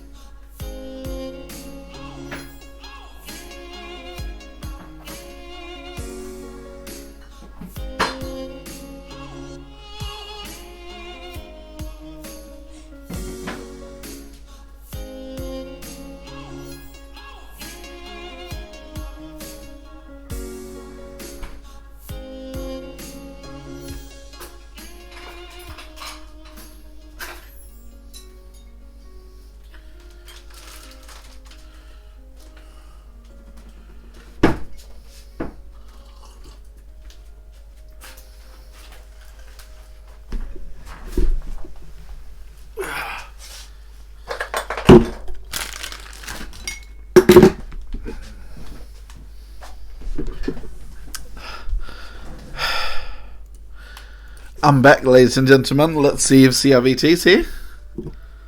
Are you here, CRVT? Whew. Sorry about that. Oh, our prediction's already up. That's interesting. Thank you for doing an amazing job for us. I was a bit tired today, I can confess. I don't really know what's up. Okay, so you can just go for the predictions. No one is, so maybe take it easy a bit.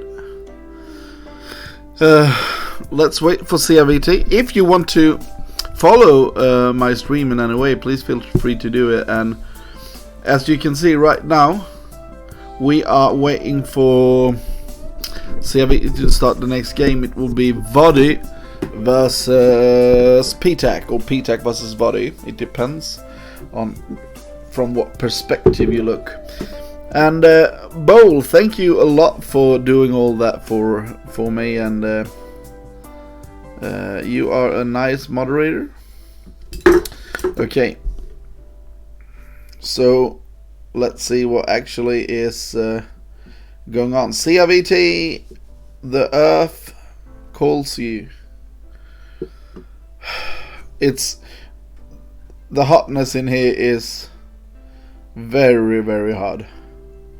So we have a lot of disgusting weather. Not disgusting, but there is a lot of heat here. So it's like sitting in a pot.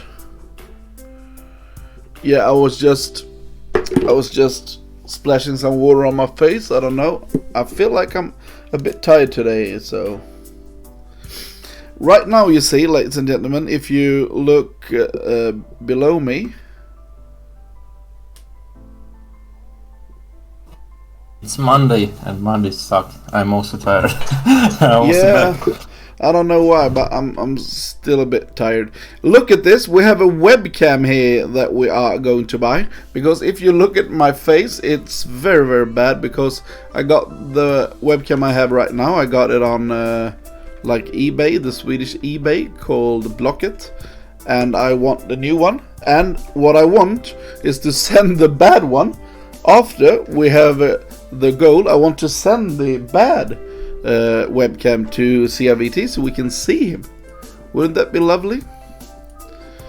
Keep dreaming. Yeah, I'm not showing my face. Oh, you're not? Why? Just in general. Because you are too good looking. You think that we can? Yeah, you think we can concentrate if we have you on webcam? Is that right? Yeah. You can try to get into the game. Oh, sorry. I keep problem. forgetting. So that's actually what and we. Can you remake the game? Okay. They want to see you. They say. They want to see you. They think you're a good-looking fellow.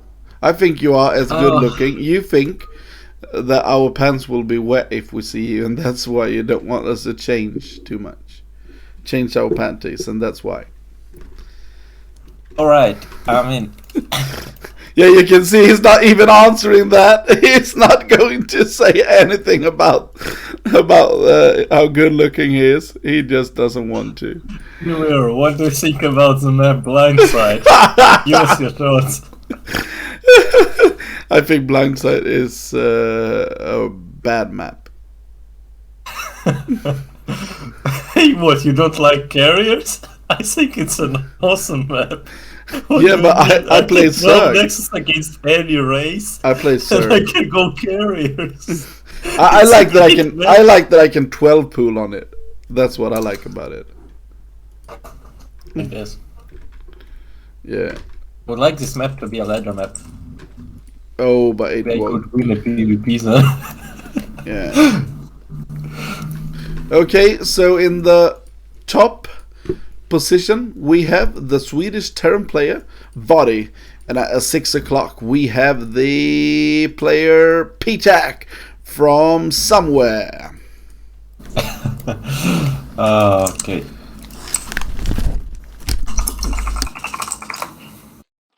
Let me look that up. I keep forgetting.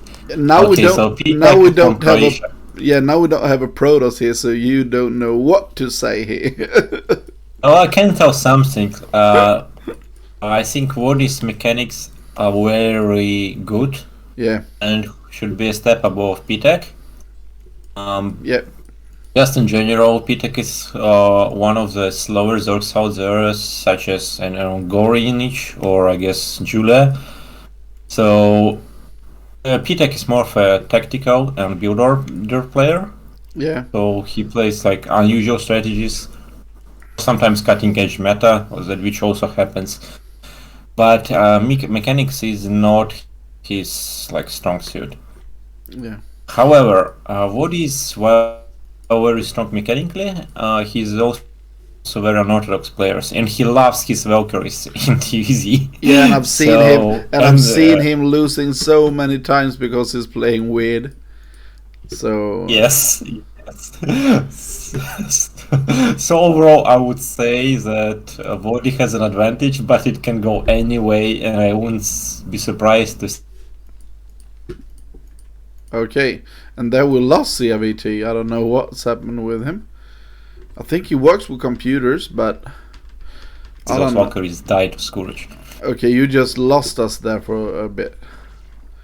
We didn't hear anything of what you said for like some minutes. Not a minute, maybe 20 seconds, but now we can hear you. Okay, that is weird. Alright, I was saying that I wouldn't be surprised if Wodi managed to lose the game because of doing some unorthodox stuff. Yeah, true. I think Wodi needs to take a brief and just play some, 5x plus 1 classic stuff, because he has the mechanics to kill almost anyone with it.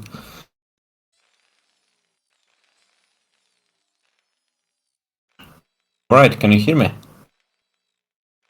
I'm here. I just eating some crisps. Alright. I was wondering if this time we lost you. No, sorry. But okay, so we have 15cc from... It's fine. We have 15cc from Wodi, but he cut like 2 or 3 CVs. He's managed to get an extremely quick gas. So it was like 15cc, 15 gas or something like that. Crazy build, but it seems to be mapped out because his supply depots will finish on time. Not on time, okay, never mind. So, also supply block. As we can see, the Zerg is almost on the same working count as the Terran. Yeah. And this is some type of mech style from Body, it looks like. I think that's not ideal against PTEC. Just in general, stylistically. And I think PTEC is very far ahead on his lair, so everything seems really good to go here. Yeah. So it's my Protoss perspective on PTEC, but he's a player who will not make units unless you actually go out and attack him. So you know how Zergs usually feel obligated to make a certain amount of units by a certain time to be safe. Yeah. PTEC won't do any of that, and he will not save Larva unless you move out and like actually treating him. So because Wodi is going for a tech build, PTEC is getting away with murder. Like, do you see this? There are 2 links on the map, and Wodi has like 5 marines already despite the late production. He could go out and at least force more links. But now we see run away. Now we see a lot of Zerglings coming out. Yes, I'm not sure why. Probably to block any vultures. I don't like it because of how that he didn't kill the CC before. The scouting SCV before this. Wodi is very good with his scouting. Like, if his first SCV is about to go down, there is like another SCV on the map trying to sneak in. But actually no, the link speed finished and there is no other SCV anywhere. Yeah, this will be but Valkyries. Yeah.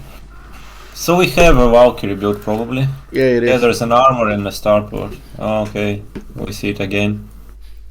One thing that's really good if you play against tactic like we see Vody do, if he goes for like a more standard build and you have some links outside Vody's base, you can pick off the reinforcing marines all the time because it goes out on the left.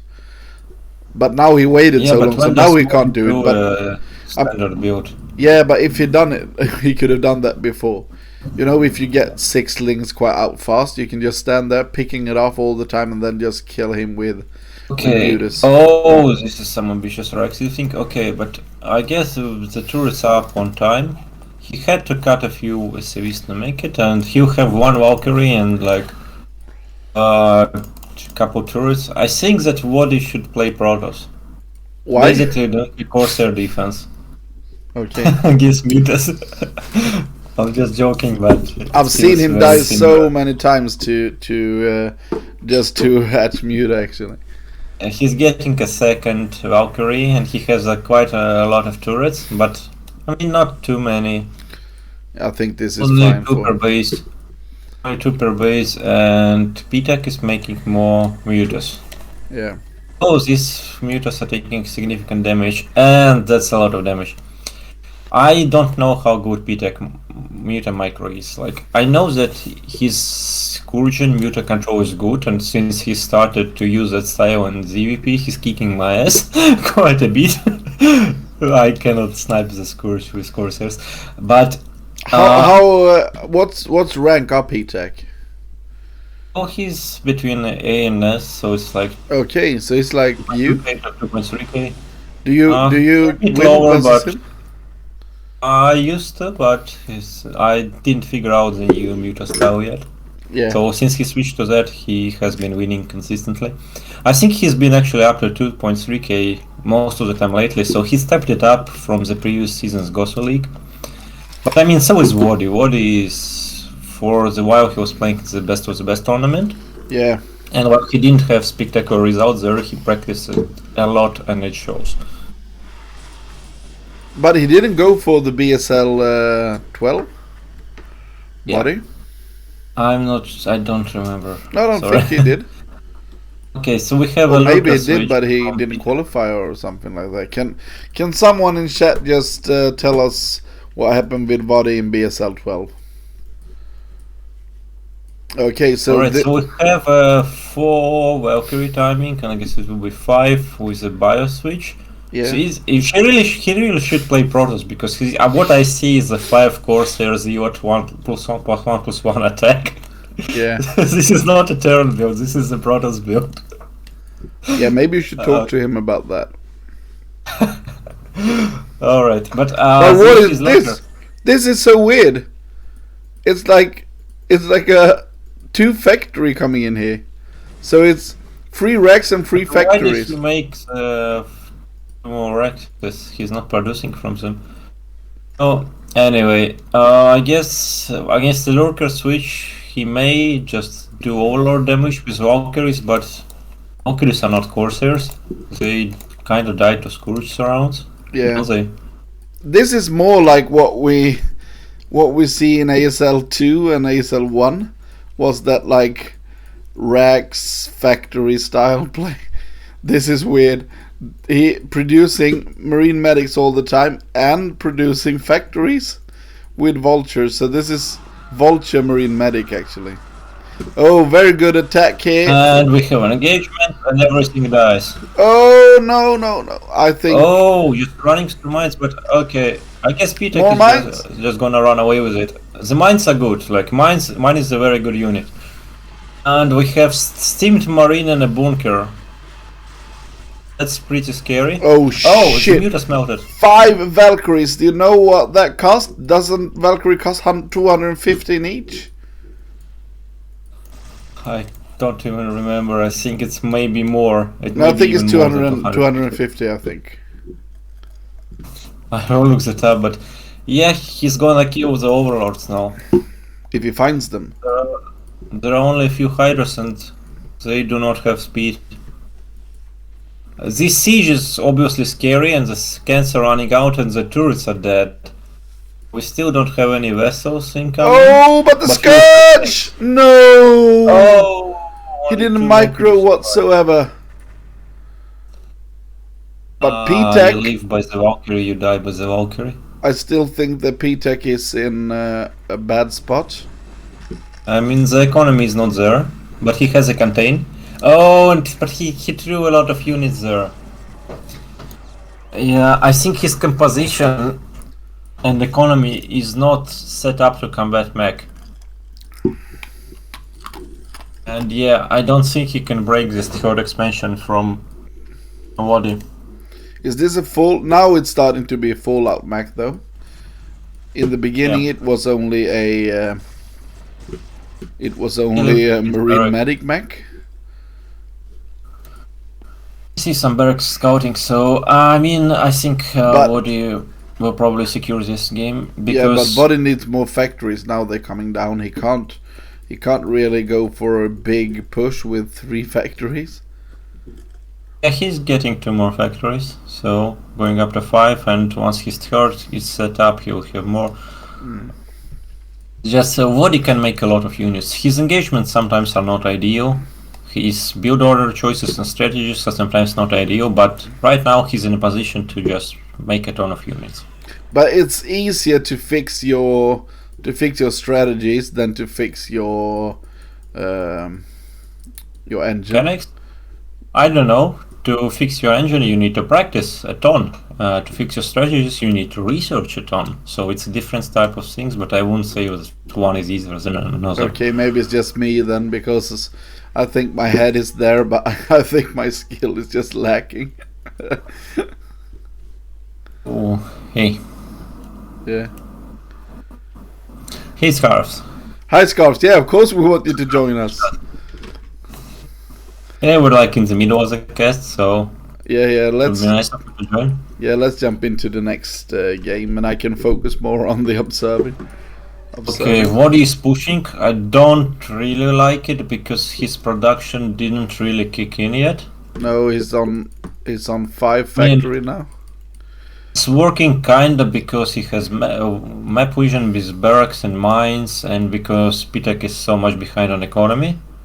Yeah, he's really pushing it now. It's a very opportunistic push. This is how you control a game. It is also how you can win the game, but he was winning. Yeah, but where the problem for, as you can see, the big problem for SouL is that he is on 0-0 versus mech. You can't be on 0-0. He's doing a muta switch again. Oh, and he got a lot of Valkyries again, and the 2 are damaged by the Scourge. So we can muta switch right now. Yeah. +1 armor. If he can clean these tanks, he may do something. Because he did build up his drone count a bit. Yeah, but I still think he's... Okay, the tanks are going down. They will not run. I don't think they will run. Yeah. There are 3 Valkyries now, so I would like them attacking the mutas, at least while they're busy. Yeah, the mutas the 4th command center. This is like, dude, make 10 factories an A move. So but look I do not approve. Look at the Valkyries. Yes, they're just dying because... Yeah, because it's 1-1 units. Yeah. Yeah. This placeholder command center, like, Wadi, my friend, you don't need to do this. This is what I meant by strategic choices outside of like going for the Valkyries. So that attack did not... Yeah, but why is he still making Valkyries right here? Because he has no other anti-air. Yeah, but he thinks that Valkyries are better than Goliaths. They are not. I mean, when there are 6 of them, but he keeps losing them to Scourge. And this is critical damage. This is not only getting... No, this is very bad. Back into the game, this might end the game. Okay. The funny part is, like, after all this is done, Wadi still has 60 Cs, basically. Like, his macro is on point. His money is low, but he put his money into a 4th command center, a poorly timed attack. Oh, but right now, now he's bleeding up very, very many mutas. He needs to go back now. Yeah, this looks like a hold for Wadi. Pitek needs to like get some scourges, and maybe attack the turret. But yeah, there's only 1 turret there. And one big problem as well is that we still see only +1. We didn't take a 4th like during this time. This is what I meant by Pitek mechanics. As you can see, he's floating quite a bit of money, and he didn't take a 4th during the action. So his multitasking is not ideal. But P-Tech should have, instead of going for the just full-out attack there, I think he should have been picking off great things. He should have been picking off the armory, for example. The armory, if he just picked off the armory, he would have won because no Goliaths, and that what saved him. But really, probably, yeah, I guess. Yeah, how could he defended that with pick off the armory, pick off the I like starport? the attack on the third base. Oh yeah. Well, yeah, just attack where the Valkyries are not, and then run. But you need to actually do the run part. And yeah, he escapes only losing one muta. But so now P-Tech is clawing back into the game. But he needs a fourth. He spent all his gas on more mutas. I'm not sure if I like it. I don't like his upgrades. Now he's starting to get some upgrades going, but very late upgrades from all of them. Right now we have so much anti-air, so right now he needs to stop. Making mutas, you mean? Yes. I mean, it can kind of work, but he's really banking on his ability to kill the Valkyries. Yeah. Or to out position them. But the Valkyrie count was quite high there. So. Tech needs to keep hitting like a third base, main, fourth, and just rotating with that, with his small mobile army, because just Valkyries cannot stop him and Goliaths cannot be everywhere.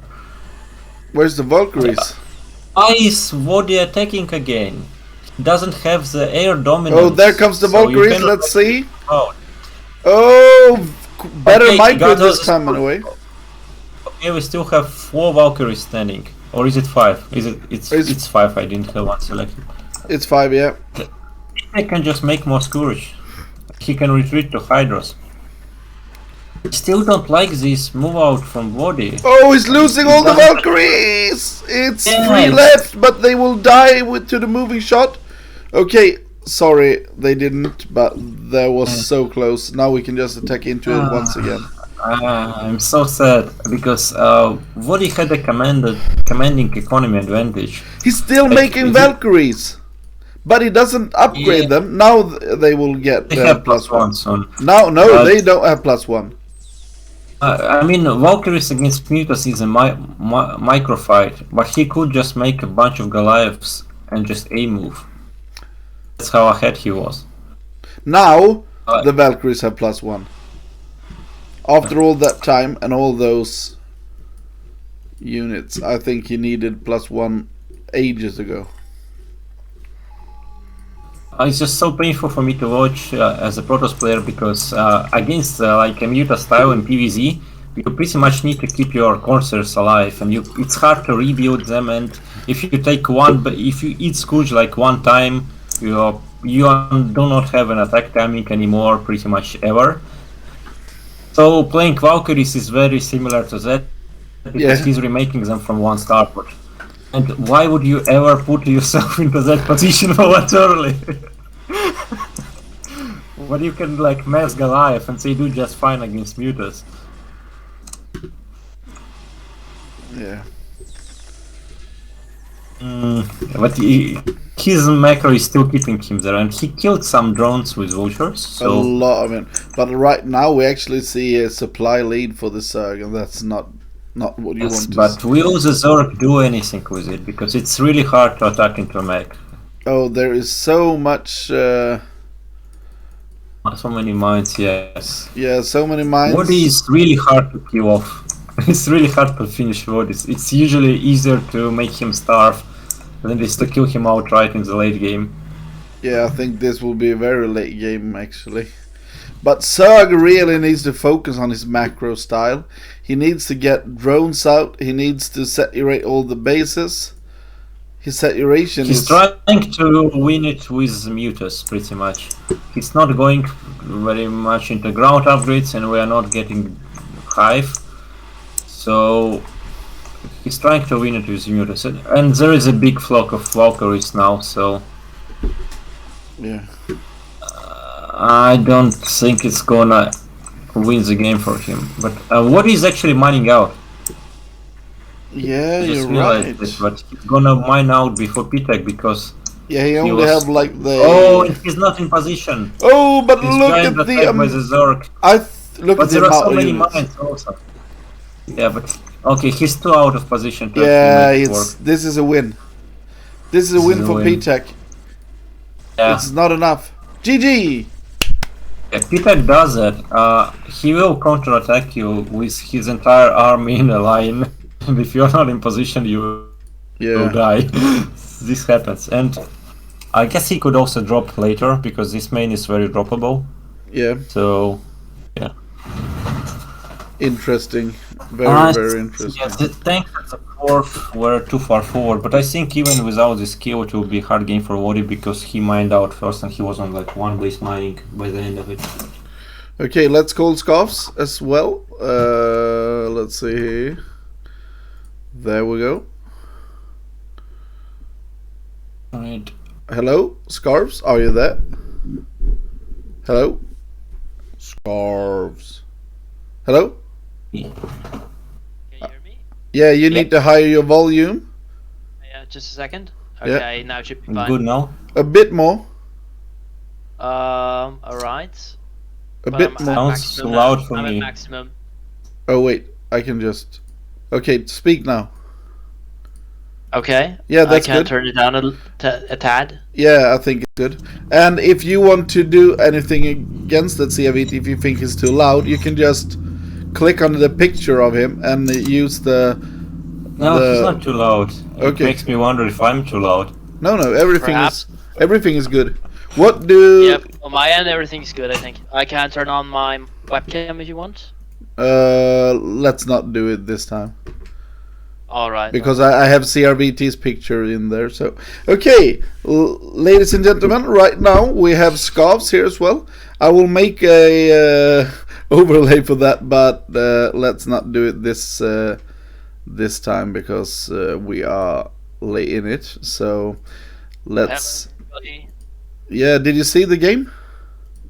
Yeah, I saw the game. I was commenting widely in the chat. You know. Yeah, I saw. I just wanted you to be able to speak a bit. Yeah, remember yeah. how I was saying that Wody should play Protoss because it's a Protoss build? Yeah, in a way. I take that back because he would probably lose a lot of Corsairs. But then again, he's a Terran trying to play Protoss, right? Yeah, I I mean, mean, maybe he would have can't like hold extra against him. 100 APM to keep them alive, and then it would be fine. I will just. You can just jump into the game, scarves. Athernum, the Santa, is bowing his knee for Christ, the newborn Christ. That's what you see in the picture. And because CRVT doesn't want to show himself, we just think that he is looking like the Santa. And then I put my religious views on it. That's what you see. Okay, so let's get into the next game. He picks Eclipse. Okay. And right now I saw that I put the wrong score because the winner was not Wody. The winner was P-Tac actually. Spawning in the top right in the blue is iRk-A's Wody, and spawning in the bottom left we have SouL C's P-Tac. Yeah. You can actually notice that Scarf is a pro caster. He goes in, he just takes over, and he pronounces the colors like that. He is amazing. And I ordered a green screen that will come, and then I will send him to him. So soon he will be really a pro caster. Yeah, we should picture ourselves in a caster booth, right? Yeah, something like that. Or the RS space station. Yeah, I don't know exactly what to do, but I will figure it out. It will look nice. But I really want CRVT to be in there as well, but he said no. He said he don't want to show himself. I think he doesn't want to show himself because he's too good looking. We have a 9 pull from P-Tag. Yeah. Okay, yeah. It's always fun to see a 9 pull, especially on Eclipse. But the rush distance is quite long, to be honest. It's not like. How does it work with the Wowin? You can almost get it link tied, I think. you can put a barracks there, and you can put another depot down there. But I think there is one gap between the iRk-A and the supply depot to the north where links can fit through. So you I have think to he'll buffer have with like one SCV. marine, right?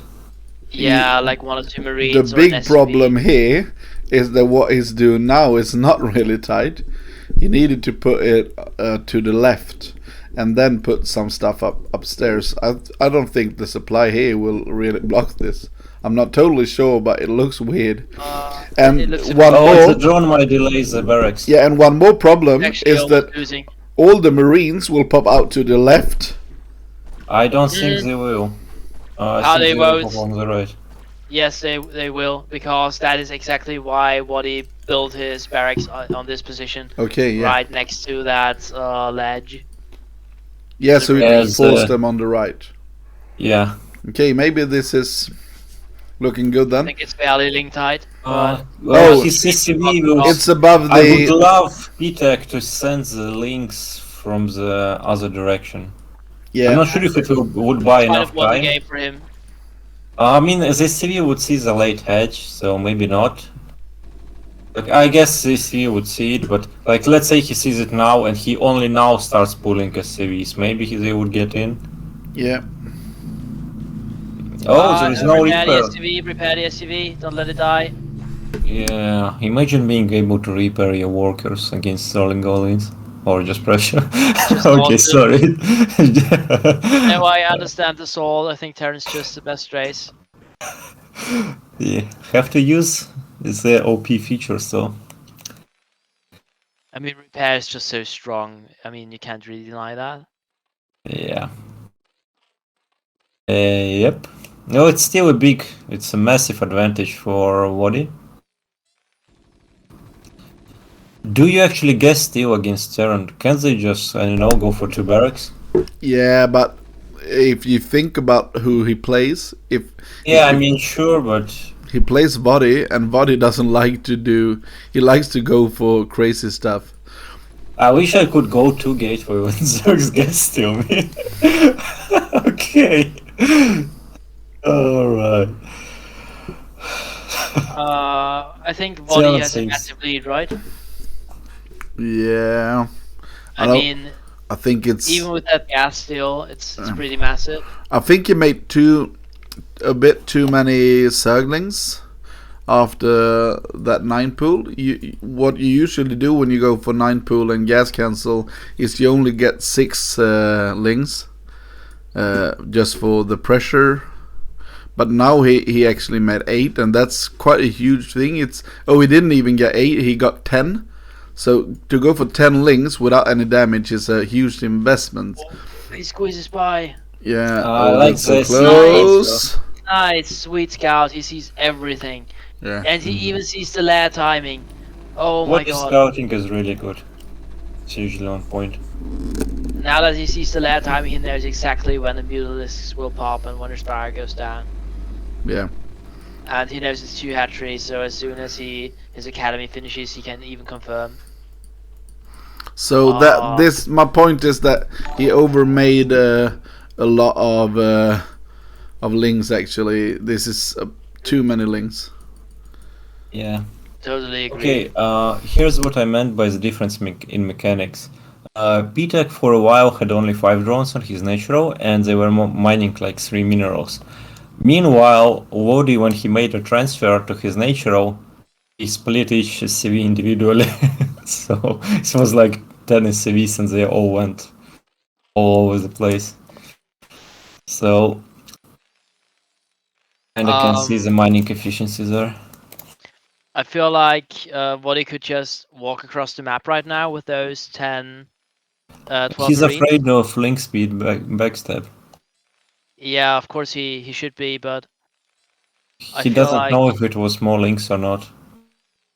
yeah, Some it's true. users will just make links instead of mutas. Yeah, I Usually mean, lower ranked, it's the but cheesiest. Yeah, of course. yeah. It's kind of very cheesy. It's like relying on a bad play from the Terran. Yep. Well, he leaves a firebot and a medic at home. no medic goes out. But I mean a firebat at least, no bunker. Yeah, but I think Yeah. he's fine. He has 4 racks. Yeah, he'll have steam soon, but not like a steam that you steam across the map with. It only finishes now. The good thing for Vodi is that 1 sunken won't be enough. I am pretty sure. Yeah, that he there's will really win need some to play time it, for though. turrets. Yeah, and So that time is of the essence. he still had to cut the CVs to make turrets, so I'm not like big fan of it. If you move like that and risk your marines, you might as well delay turrets and make a CVs. Yeah, I mean, there isn't much point if you are going to still cut the CVs for turrets. Because now he's losing marines. It's actually some really good micro by PTAC. Yeah, the most important thing here is actually not the marines, is to keep the medics. And now you see him deny this, and now there is only 1 medic in the next ball. Oh, sorry, it was 2 medics. Now it's only 1 medic. Now it's 1. And this will be picked up so fast. Yeah. I guess now we see why Wody plays Valkyries. Yeah, but those mules have taken a beating. She's down to 4, now 5 again. So I think this was not a bad idea. Not a bad trade at all. It was playable. What I like is that he got away with 1 turret in the main during all that action. But now his army has been reset again, and I'm not sure if he can make the next move out before the mutas get into the main. Because now he can kind of ignore these marines, and if need be, make another sunken at home. The big problem for PTAC is that PTAC should not even like this. Vodi should not even try to get out, because he doesn't need to, because PTAC is still on 2 hatch and no extra base, so he doesn't need to do anything here. He just needs to wait until he gets the he needs to secure his main. Yeah, he gets the vessels up. So what can PTAC do if he just wait in for vessels? He's at 19 drones. Big micro. Yeah, I mean, good micro, but his money is piling up. And there is no third in sight. This is not a problem at all for Terran in the long run. Yep, when vessels is there, +1 attack is... Yeah, right now his +1 attack finished. He needs to kill him with this. Yeah, he's kinda in. Pretty much. I mean, to put this into perspective, I wanted to say this for the longest time, but this was basically a 5 hatch, no, not a 5 hatch, sorry, a 5 racks +1 play against a 2 hatchery muta play that didn't hit his timing. Yeah, because it was a 9 pull with too many links. Yeah, it was a 9 pull with too many links, exactly. So it was like 5 racks +1, which soft counters a 3 hatch muta play, but it was actually a 2 hatch muta play by PTAC that was nicely countered. Okay. I don't think that PTAC can camp the barracks much. Nah. Just doesn't have the mass. And he's taking a 3rd hatchery now, but he's pretty much all in on mutas. But right now, I just hope to see. The problem here is if he picks off the turret between besides the barracks and just micros all in, that's his only chance actually. I mean, if this was flash, he would make like 6 more turrets. Yeah, probably. You should. I think so. Because it's the only way you're gonna lose this game, right? Yeah. I mean, where is the science facility? There is. Science facility is just so late. Are we waiting for the armory? Oh, now he's bleeding off mutas. Oh, he can't engage there. This is too much DPS. Yeah. I don't like how the marines are fighting the muta, so I'm pretty sure you're supposed to focus like 1 muta at a time, right? Stim and focus 1. Stim and focus 1. That's how you do it. Yeah. You can trade 1 marine for 1 muta pretty much. But look at the medics here. He doesn't know it, but the medics are so low. He can just start to engage here. They are almost out of energy. I see that Wody has spent all his money, but the barracks are not flushing. So what the hell is going on? He's very low on SCVs. He's very low on everything. He's not low on SCVs. He's almost fully saturated. I mean, he was losing some, and missing some production, but his SCV count is just fine relative to the Zerg. I mean, his natural is a little bit undersaturated, perhaps, and perhaps the main is a little bit. I wonder if the turret placement is screwing up his mining, like the one in the middle. Yeah, I'm pretty sure it is. I feel like his natural could use like Here we 6 have more vessel SCVs. coming. Yeah. Okay. Yeah. So Pitek stopped at a good point with his mutas, so he's recovering. He did some damage, and he's getting lurker aspect, and he's saturating his third base. Yeah, Queen's but Nest, still- so kind of all good, but he needs not to die here. I guess the Marine Bow. I dislike that Body didn't go for a second starport right away because He he's did close to 1,000 just a gas. bit late. Yeah, he now does, but it's kind of too late because he's Going for floating so much double gas. eBay. Well, I imagine think now, these lurkers double are too manifest late to save his natural. Actually, is it just me, or if Wody just goes for it, he will just win? I think he should just win. He should just steamroll him. Guess he has scan, right? Yeah, You can he just scan and see how many units his opponent has. Oh, he's waiting for the vessel, but there are no lurkers. No. Now it might be too late actually because He the lurkers might back be still on finishes. time. There's one lurker morphing at the third base because Pitek is supply blocked. Oh my god. Ooh, what a bad time to be supply blocked. That's Just go, probably go, cost go. him it. Retreat later. Just go with the Marines. Just attack. Well, he might still break him. What is he waiting for? He probably, these 4 eggs are kind of forward. He probably can just surround them, right? He just stim through them, I think, but not attack the eggs and focus. Yeah, he needs I mean, to- as soon as they hatch, he can just insta-kill them, right? Yeah, exactly. That's Now the he thing. needs to get Just in with need to focus the and mutas. pay attention. the mutas. Oh, it's too late. Oh, very good Yeah. engaged there from Body. And the 1-1 GG, ladies and gentlemen. GG. Oh, No 1-1. yeah. Yep. 1-1. I think actually Pitek's play overall seemed more convincing to me. Just he was really behind early. That's what my take from this game. I think the problem there for him was, as we said in the beginning, that his echo was too bad, because if you go for the 2-hatch play, you need to you almost always gets the extra third to have a lot of stuff going on, but this was not a good play for him. He had a big problem. So ARG 1-1. ARG 1-1, and let's try if we change it. Maybe we don't have to get out of it. I hope.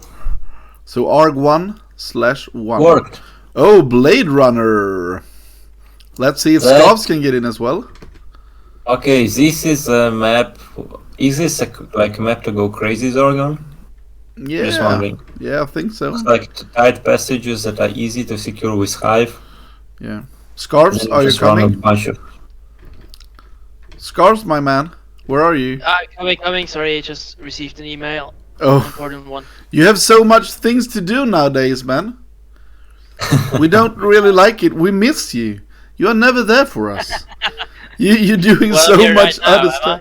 Yeah, now, but you have so much other things. It's like you have a life besides StarCraft. That's not okay, man. Getting What is important that? Cannot emails and eating dinners. That's like what he's been doing. How dare I? Yeah. Okay. I have a feeling that Wody didn't play much on this map, and I'm making this bold prediction just based on his worker split. Because it's an unusual way out and it wasn't a very good split. Funny. It's good now. Yeah. But I think like this map, Wody probably likes it. I mean, it seems like a good map for Mac. Yeah, I think it maybe can be. I don't have seen. I have not seen a lot of TVCs on this map. I watched more CVP, like in BSL, It was very hard map for the Protoss player on this map against Zerg we've seen. I mean, the third base is 6 patch meter only. That doesn't have a high ground. Oh no, it's a 9 pool again. And it's a wall again. Yeah, but why is he 9 pooling versus Vadi when he knows that Vadi likes to go for that? Oh, it's a 9 pool speed. Don't think that... No, it's not like, a 9 pool Just speed. extractor, okay? Just an extractor trick. Yeah, but P-Tech is the type of player who will try to get a build order advantage on you. So he likes to play the player and not just some sort of prepared strategy. yeah. So yeah, I think he has a reason for it. Against Wardy specifically. Yeah, maybe. But now we see the full wall coming up here soon. Yeah, I I hope wonder- we won't be making too many links. I wonder if Wardy just 14 CC'd him too much. Totally possible. Yeah. Yeah, a map like this.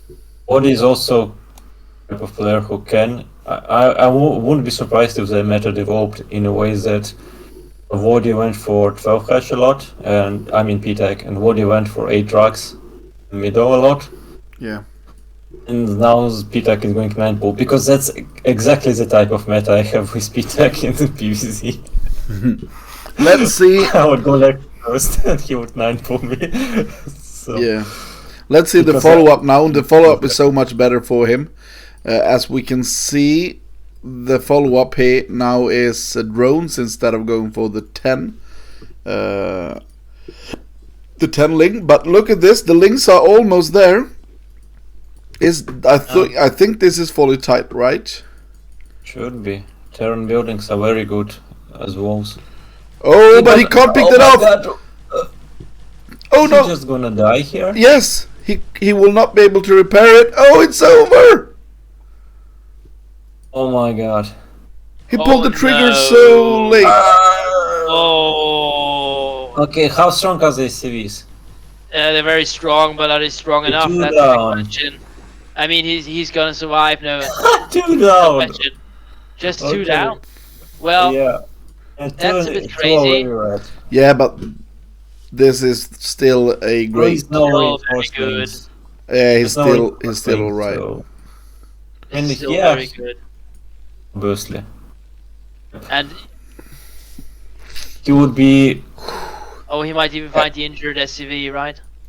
Oh, I it's bet so he close. hopes that he made 10 links this game. Yeah, he Yeah, this wished- game he wished 10. that he were in the position of last game, right? Yeah. Last Okay, game so he the links are overmade things, cleaned now up. he's not making them. I still think Yep. this is very, very good start here for our SouL player. Yeah, it's more than Comparison? equalized. In comparison, Vodi had around 20 SCVs last game, and P-Tech had 12 drones. Now we have 14 drones against 17. That's quite the difference. Yeah, And this time the CV scout got denied. It wasn't on the mineral walk. So this Hydralisk layer open is gonna go unscouted. I imagine we'll see lurkers. Yeah, it would be a natural follow-up. Yeah, and the Wadi doesn't get a quick academy when he's going for mech, right? he's not going for mech. He's going for Yeah, double so you're right, it's Rex. 2 Rexes, yeah. And 2 Rex is Sorry. 2 Rex is I very should say bad like this that, time. So I think he needs to find this, or else he's just dead. And I this, think Wadi can be fine if he kites the lurkers like. yeah, but he across needs the to map. find them. He needs Yeah, to of know course. that they are coming, so he can make some bunkers outside. The problem now is that how will he be able to see this? I think his SCV saw enough drones at the natural, so maybe he knows that there aren't too many links already. But like the link speed kicked in, it's really scary to move out before like medics or firebat at home. Yeah. Especially against the link speed. I mean, And it's cross map as well. So it will be a lurker link bust. does he have detection? Not yet. Engineering A is halfway done, almost, and Academy is done right now. Let's see if he gets 1 scanner or 2 scanners. Two Yeah. Okay, he's scanners. getting two scanners, that's good, but he's opening the wall. Oh, Um, Closing that's. again, okay. I must say that's a brilliant play to just fake with those 12 links to say, "Oh, open it," and then he just, "I will close this," because if and I he will sit open, here, right? yeah, and then because he wants it to be closed, so it's a very very good build. And now he's P-Tech is very tricky. yeah, and I shows them again here, because how can he defend against this now? And Okay. look at this. It has prompted Wadi to build a bunker, and he's building a second bunker. Yeah, but it's too late. It's good. Too late. Let's see. Let's see. And he has a wall. Okay, Maybe- maybe. Bunkers are really good. Well, he needed to pull SCVs, right? Oh, let's see if this is. Repair. I think he holds. He Honestly, I holds. think he holds. I'm sure. But he doesn't have a turret there. Oh no! The scans But he's will not dry using out. second scan. One Why scan is he not using his second scan? because he only had one. And at the main. Yeah. Oh, it's gonna be really close. Oh no no! Lose the Reaper. He The needs to Reaper use it fully earlier. broken. Now he doesn't have any scanners. By the way, He's just gonna get behind the mineral line, right? Okay, he did enough. Like, let's be real. It Oh yeah, he enough did SCVs. enough. Yeah. So Yeah, the and follow up for P-Tech is okay. It's a third and drones. I was It's hoping. fine. I was hoping to see a Mutalisk. To see Mutalisk after. He may contain him until like defilers. No? Ah I yeah, think he maybe. just tries to contain him. Okay, let's see here. Well, he retook the natural, but he cannot really move out. He'll move out when he has like one scan, right? Yeah, now we see a Spire. As there are 4 lurkers morphing at home for P-Tech, so he'll be fine against Come on, any just scan aggression. it and kill it. 7 kills on the lurker, 17. What a hero. Yeah, there is just no economy for Wadi here. Now Yeah. Wadi needs to hope that P-Tech throws an army. Yeah, P-Tech is only just using the lurkers to survive and building up at the same time. Okay, I'm not sure about these 4 lurkers moving out. Like, if they get into position, great, but if they don't... Oh, well, Yeah. Wadi's staying at home and killing an egg, so he's gonna get contained. Alright, that worked out. Yeah, it worked out pretty well because look at it from a psychological perspective. Body knows there are lurkers out on the map. They could be burrowed anywhere. He has no idea where they are. Yeah, but he's so He doesn't behind have an the... army. He's so behind. If he gets called and loses his army, he can just tap out. It's like, are you really expecting Body to move out with a couple Marines? Yes, because No, he needs to take some risks. He cannot just sit at home. That's my I take on suppose it. so, but you're But right what- about that. You have to take some kind of risks. But what But we see are you now really is able Mutas. to pull the trigger like this. It's like poker. Theoretically, you should go all in certain situations, but can you do it psychologically? Yeah. And what we see right now is that P-Tech goes for what I wanted him to, just to follow up with the Spire, and he will just go straight into the main. We see no turrets over there. I want to say P-Tech could do whatever, like the Spire will do critical damage probably, but what I mean is there is no starport. We're just going for tank and siege mode. Yeah. So he's getting Queen's Nest, and I mean by the time there will be a vessel, there will be probably a defiler in front of what is natural. Oh, every SCV he loses now. Gets delayed again. Yeah. Every SCV, but SCV that goes down is very, very bad for the turn because he's at 25 SCVs. There is no upgrades for the Marines at all. Oh no. Yeah. 6 more Mutalisks are on the way, which is huge. And you can't blame P-Tech for doing so because he knows there is no starport on the way. Okay, finally there is. But when Yeah, he but went it's through, so he far saw away. there was no starport. The vessels are quite far away. There are no turrets, no sizable bio-board, just 3 barracks. And just might run into the Defiler by the time he has a vessel. Yeah, exactly, because Hive is already halfway done. Meanwhile, Body hasn't even taken his natural gas. Okay, that splash damage hit a lot of lurkers, I think. So if he clears that, Oh no! Wait, GG! no.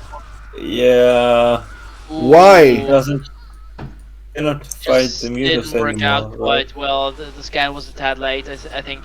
And look at the health of them. It was so close though, but if he picked all of them off, they still would have died by the mutas. So Now he doesn't have tanks to kill the lurkers. Oh my god. it's over. The science facility. Where is he gonna put the science facility, right?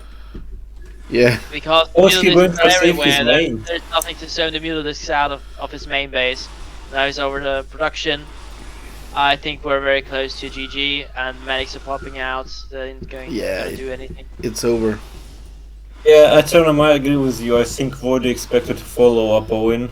Just going for the tank siege mode, staying at home. A big misread in this case. But it happens. It happens. Okay, he's trying to get something done, but even if he loses all of these mutas for nothing, he still wins the game. So, Yeah, but I mean, he's cleaning it up. Whoa, he's actually clearing them. Yeah. Vodis' CV count is impressive considering that his main was in nature were under fire for so long. Like Well, he's recovering. The vessels and the upgrades are not there, and that's what matters. Okay, but where's the what is greater not spire? It's getting to the fire mount, and there's consumer progress. Yeah, but I would have liked the greater spire. I mean, the greatest spire will also win in a situation like this, I'm pretty sure. Yeah, you can just have the Hydras under there. I think because you could morph Guardians by now, I think. And the locals, yeah. Yeah. And you know that there is only one starport, and that Body's not gonna have a lot of wraiths to counter it, nor the vessels. So I think he just steamrolled the main base. But I think Lurkers are also just fine, because what are you going to deal with first? The Mutalisks? or the Lurkers, or the Defiler? I mean, what are you gonna do? Because if you don't irradiate the Mutalisks, you don't have your radiates on the Defiler. Usually vessels are already there and irradiate the Mutalisks, and once Defilers are there, the Mutas are not in play anymore. Okay, where is the vessel? Did it not start? It didn't apparently, because it didn't. There is no vessel that died yet. Already it is half done, but we don't have a vessel. Yeah, he's not moving across. He's gonna clear these lurkers, and more lurkers are going to come, like right after. And now we have the Defiler. Tank. I guess he's not gonna clear these lurkers. Okay, he is. It was close with the Defiler.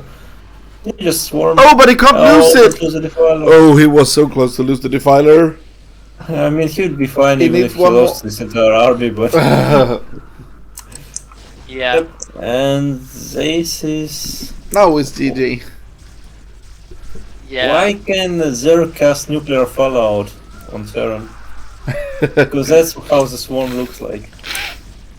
You think so? I Well, don't know. oh sure. It's an With a amazing. lot of imagination, yeah.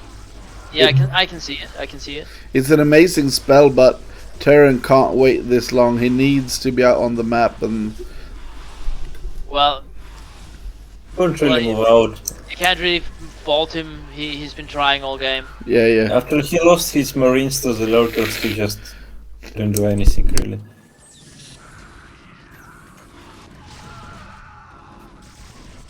Yeah, this is just.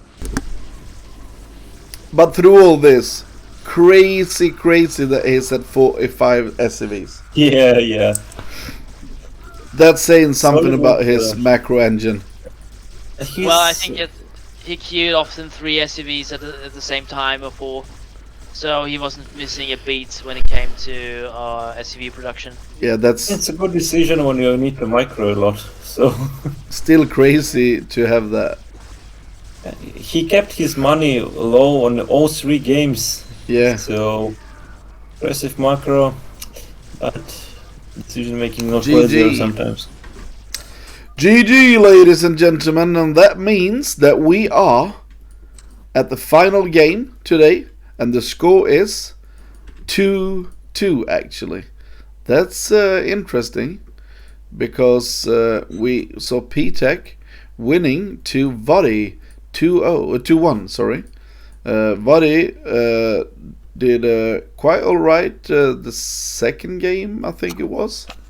It was the let's see. Yeah, the second game he won.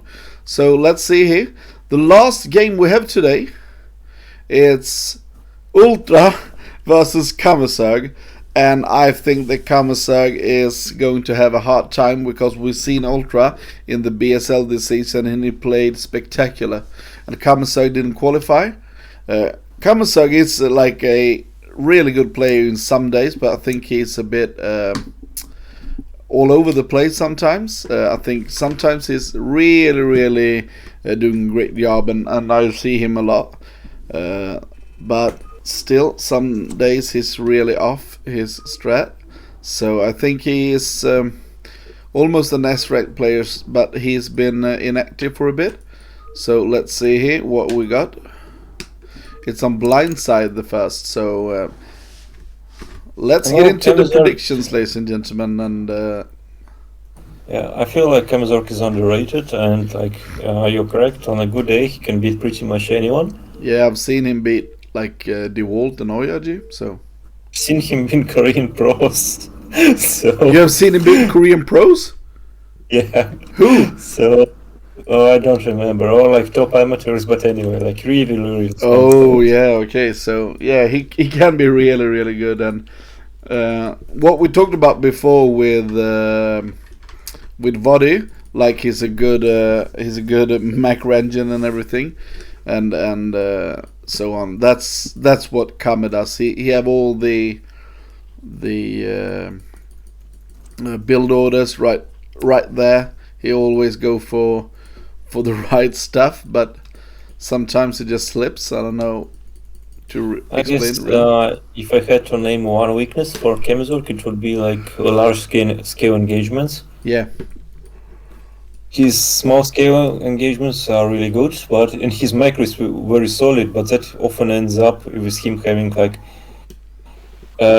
incredibly large army that is too hard to control and eats splash damage. So like that's probably one weakness. This is not the best build. 9 pool. 9 pool on this map is tremendously bad. I think it's like metagaming. You're basically expecting 14cc and to kill it. I think it might be good. In the sense that Ultra... yeah, I guess not. Ultra is the type of player who can both go for very greedy builds and for like very aggressive builds, and we may see the first in this game.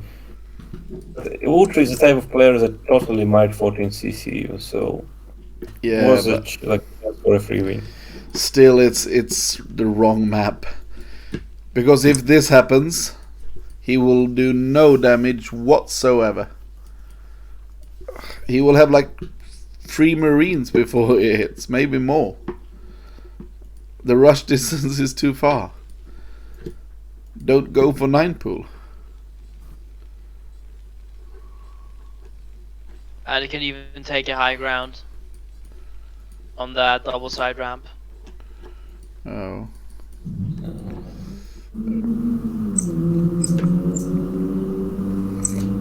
I guess it will be at least 2 Marines, maybe 3. Yeah, you see. Oh, it will be 3. Yeah, it will and be he's 3. even scouting it, so. Actually, it might be 4. The CV delays. Oh, it's got the SCV. Yeah. Okay, that's something. And maybe he can delay the. Yeah, maybe he forces out. Yeah, look at this. Now? Forces out a bunker. Are you sure? Why is he making a bunker? I guess it's in time. Yeah, but So you you don't. don't know Oh my if there will god. be more links or not. But you right? don't need a bunker. He doesn't know if it's 6 links or more because the CV died. Yeah, still you just hold your choke. Yeah, but he wants to expand. Yeah, but he can expand on the location. low ground, and he I mean, doesn't it's need. fine. So my point is, you probably can take this CC against 10 links with a bunker, but you cannot if you don't have a bunker, but you have 5 marines, right? Yeah, I Exactly. still think that I Kamasag. could really need that bunker. I still think the Kamasag is now not really. I don't think the Ultra is that way ahead now. I think the Kamasag is doing quite all right with his third hatchery as well. This is a very different style that we saw from P-Tech. I think this is much better. This map for sure. Oh, maybe not on this map, but the build order in itself. But I mean- this is not good to lose the Overlord. Oh no, man. Okay. Yeah, Ultra is. Oh, he did lose. Oh, what? Oh shit! It was so It's close. a big mistake. It's, But he still has a sizable advantage. I really like the animation when Overlord dies, so I'm very sad. Yeah, it's a good animation. It's very satisfying. What Which is build why I is like this? upstairs. What build this is Kama doing? There's no lair. Is this Orc? Is this It's no? probably, I think maybe this will be Hydras. Maybe. I think it's an early carapace upgrade from Kamezurg, Yeah. but the Evo Chamber is not quite on time. Yeah, the Evo chamber is And it's already too there. soon. Now. Yeah, Yes, exactly. he had Now to there's make the carapace. links again. Okay. Yeah. Losing those links hard. He had to remake them and he might get scouted, at least partially. There's no lair. He probably will his second guess, like he'll get the layer. Doesn't have the mirrors started. I wonder if this second guess was a fake to show to the CV or it was like an overload break. It No, was. he was supply blocked, so it also could be a fake. Yeah.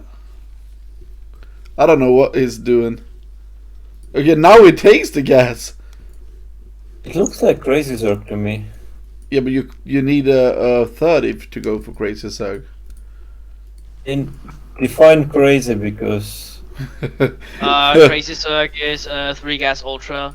Yeah. no, Crazy Zerg is skipping skipping defilers. What? Zerg is No, skipping defilers. Crazy Zerg- Everything else is letos. No, Zerg no. is 3 gas ultra, skipping Yeah. defilers. Yeah, three And guesses. perhaps I mean, lurkers. let me rephrase it. It's skipping mutas, lurkers, and defilers. That's the definition of Crazy Zerg. Everything else is like details. You are crazy because you skip those attacks. Yeah, I think Crazy Zerg is what Avilav does. All games. Avilav is It's just good. Avilav is the definition of Crazy Zerg. And it's also very good on low latency. Yeah, look at Good this. rating. This is good for Kama. It's a hidden short base. Yeah, and this base to kill that base, it's so hard because you need to go all around the map to do it, and then I you think Ultra might find this base when he tries to hide a command center there. yeah. because Oh, Ultra what does is doing? No, Oh, Kama, what the fuck are you doing, man? No. was he checking for a command Scouting center? drone. I No, think but that's you don't scout with a drone. why. But you need all 9 links at the front. You know, you can't spare 1 link to scout it. We're getting the lurkers, so I hope he watches this. I will be. maybe he decided to take it in another location. Yeah.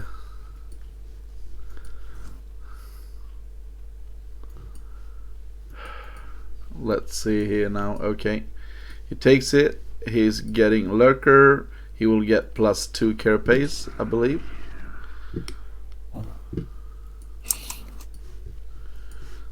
Kind Okay. of hoping he doesn't get, that base doesn't get found. He's nowhere in position to defend it. I don't know what Ultra is doing actually. Okay, this is just a free Rex. into defense. 3 racks into starports. It's actually a very old school way to play, I think. Yeah, but we have +2 started and Hive is on the way. Okay, Kamazurk is scanning. Ultra is scanning. He took so long, the Ultras, the Lookers are there to defend. But he sees the army movement, so perhaps he deduces that there's a hatchery. But it's defended now. He cannot do anything about it anymore. He has 3 bunkers and he's natural, so he expected a bust or counter-attack. I mean, if he saw the +1 armor, I think, clicked like on a link, he probably would figure out it's not a bust.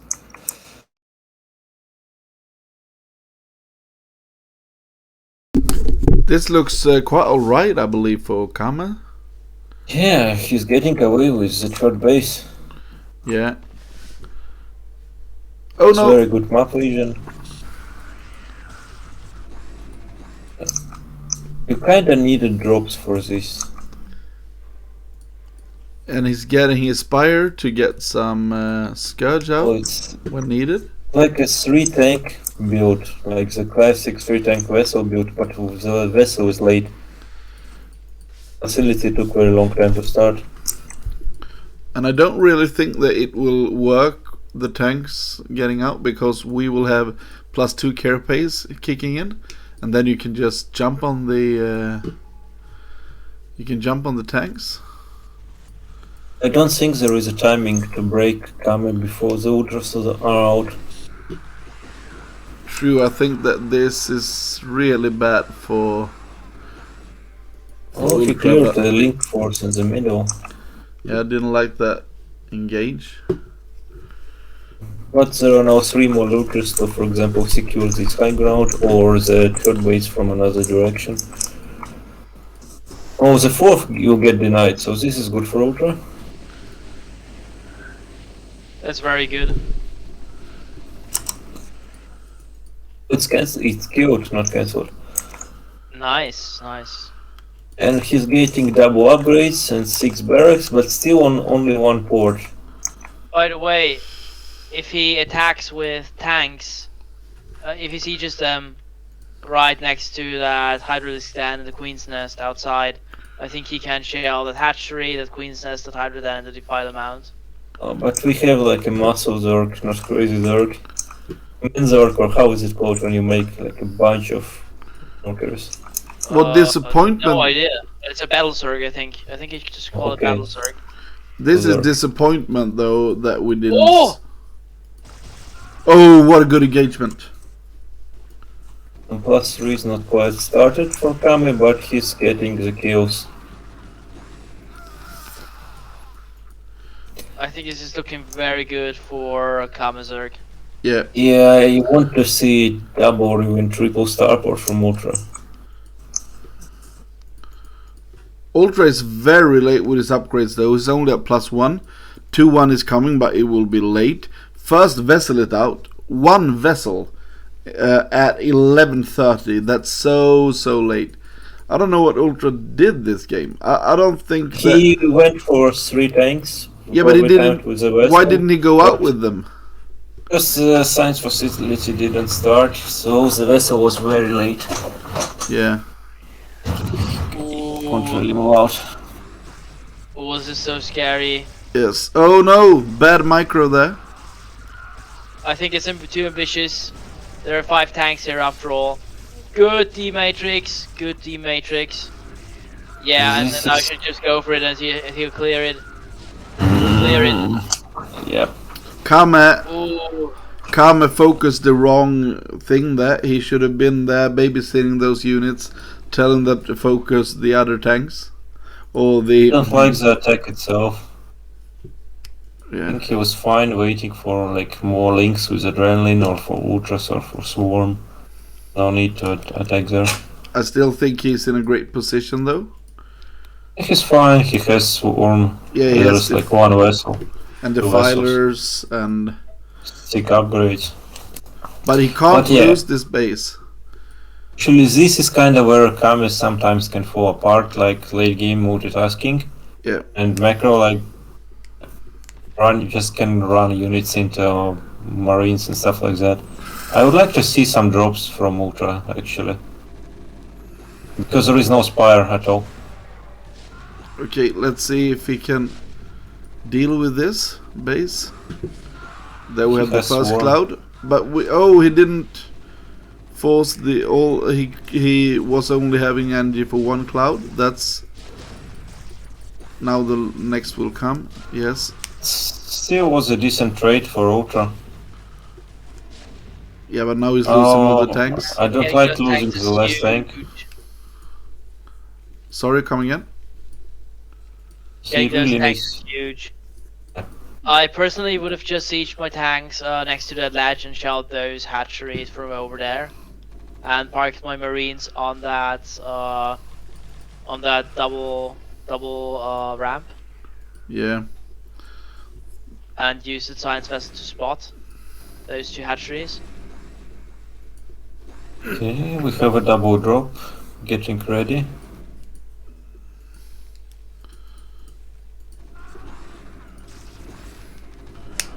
Oh, there's no defiler here. Oh no, he's Yeah, falling apart you know, here. yeah, he's pulling the drones. He knows it that this base is going down, but otherwise he's still trying to defend it. Then this is wasted effort. He's so close to like 3-2 Ultralisk armor, but The drop. yeah. Oh, and he's going for the Very well Spire played by first. Ultra. Why is he not killing the Ultra Cavern? Yeah, now the upgrade finishes just a tad too late.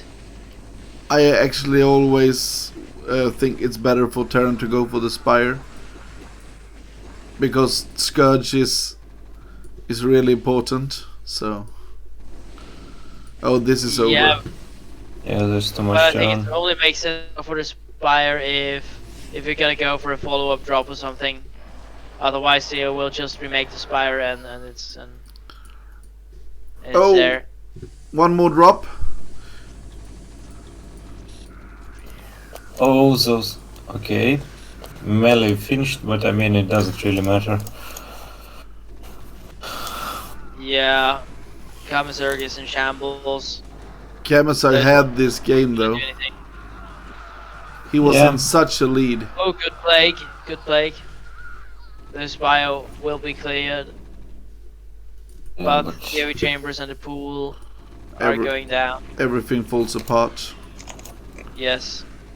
22 drones. Just when looking at the economy, you can clearly see that there is no way there is no back. spawning pool. He's not remaking the spawning pool. Ultra, Sim- meanwhile, has a fourth base. Not quite up and running, but he's transferring SCVs. Oh, I mean, he's not realizing. enough. He doesn't realize he doesn't have a pool because he has like 3 larvae everywhere he had for a while.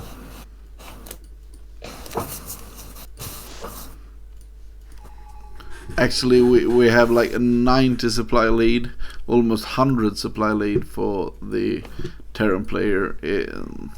The only thing that he can do right now is to hit the F10 end mission. Yeah, it's eraser time. Yeah. He wants to. Well, I was thinking Eraser, or just dropping again. It's Oh, just so brutal. There's a drop. It's like Kame is just not moving away.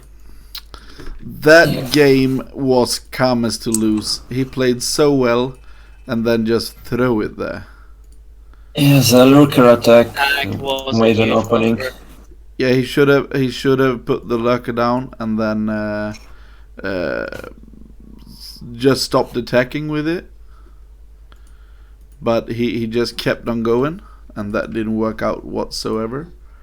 So very, very hard for him. But well played by Ultra to capitalize on that opening. Just attack and multiple directions, go for a drop. Yeah. Okay, so let's get into the next game, and if Ultra wins this, the game's over. So it's ARG-1-1 again. Polypoid will be the map. Hope you can get in. Oh, Scarfs gets in. Let's see if CRVT can get in. I can. Oh, this is amazing. What's going on? Okay, we see that Scarfs is typing "be right back," so we just get into the game and start without him in the first place. Okay, so what do we have here? We have Kamasuk in yellow, and we have SouL Ultra in the color Blue Ugly. And this is Polypoid. Last game not looking good for Kame. What I mean is Ultra went for 3 bunkers against a greedy tech strategy, and he didn't scout it hot hatchery. Yeah. The ending still looked as it did. So Kami must be quite demoralized. I think that Kama actually had the possibility there for miracles, but instead he was just... I don't know why he fell apart there. Of course the attack was bad, but after that he was not dead, but it was so many angles that Terran could have attacked on, and Kama could just hold it together. Because even after that attack, I think he was not dead. But actually, I would have liked him to go for the faster Ultra instead of going for defilers. Yeah, I agree there. No 9-pull this time. It looks like a 12 hatch and very standard from Ultra as well. Let's see if we have a 2 hatchery play. Okay. I think Kama's Muta Micro is quite good, so a 2 hatch would work. But it doesn't look like it. Is this going to be 3 hatch? No, he's placing the pool. It's just a scout. Okay.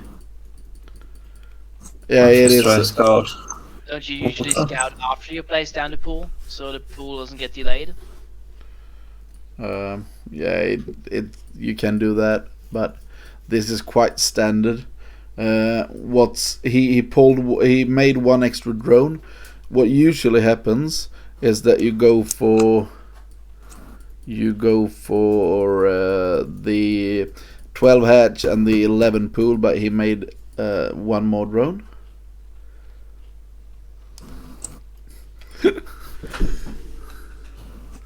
Yeah, Cyber, I think this color, the blue color that we see here, or I don't know what color it is, grayish blue, I like to call them... Looks like grey to me. What? This looks like grey to me. Yeah, but it's bluish, isn't it? If you don't sleep for 2 days, yeah, it's like grey. What do you think, Scarfs? I think it's a greyish blue. Yeah, grayish like blue. Silver. Do you think it's a nice color or an ugly color? I don't like it. Yeah, that's why I call it ugly blue. I like it. It's like silver. It's you like could silver? go mech with it. Oh, you're drunk, man. It's not. Yeah, broken blue. You think it's broken white and broken yellow and broken blue. Oh, everything is broken for you. That's perfect.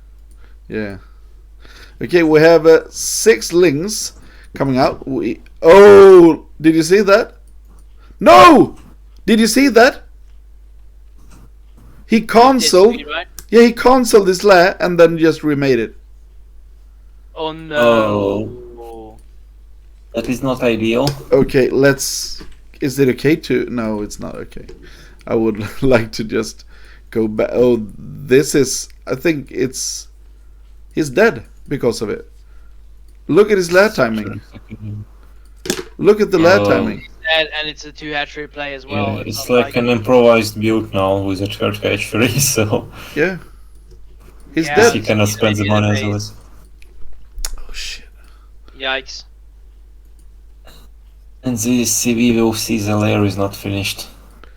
Yeah, and he will scout this as well. Oh, he's so dead. Oh, it's so painful. This should trigger like a move out because there is no link speed.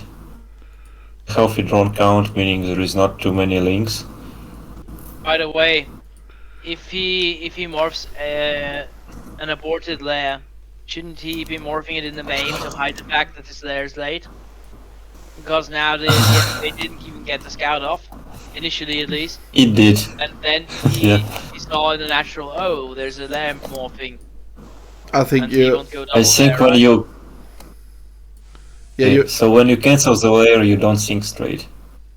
I think so too. You just make it, and you feel like the worst, and you know maybe it's very important the game and stuff. So It's just a steam timing, and he needs like 3 sunkens right now, right?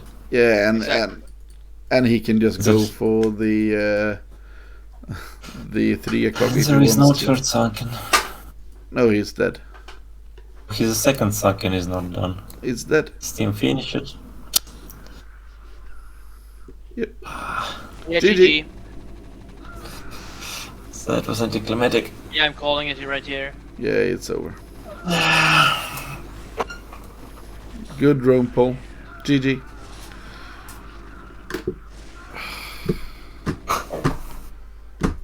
As I feel for Berserk, this is not a nice way to lose a game.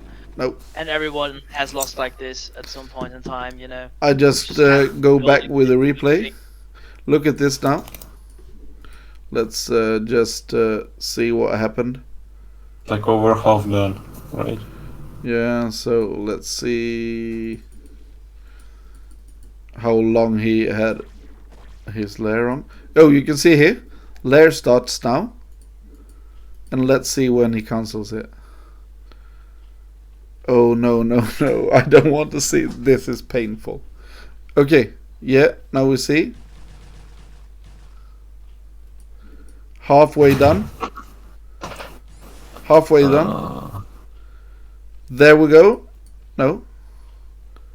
Let's see. Oh, it's even more than halfway. Oh, there. Did you see it? This is painful. Yeah, this is so painful. That console, it's the most painful console. The lair was it more than half. Yeah, How do you recover from that? You The don't, worst you part just- was Yeah. okay. So the worst part was this SouL, like not finished. He knew he could just go with Steam. Yeah, he could do what. But even if he didn't see it, how can you repair this? Just the cost of money, the cost of timing, everything. It's just. Oh, let's not watch this. No, I mean if he got the mutas to defend the push, eventually third catcher went down. It was playable if he didn't like die to the Steam timing.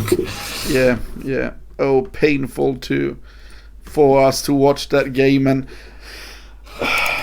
Fisheye that had this order to watch the replays in, and I think that it was not the nicest order for Kamasag. Anticlimactic, but yeah. Yeah, I think I mean that, these things happen.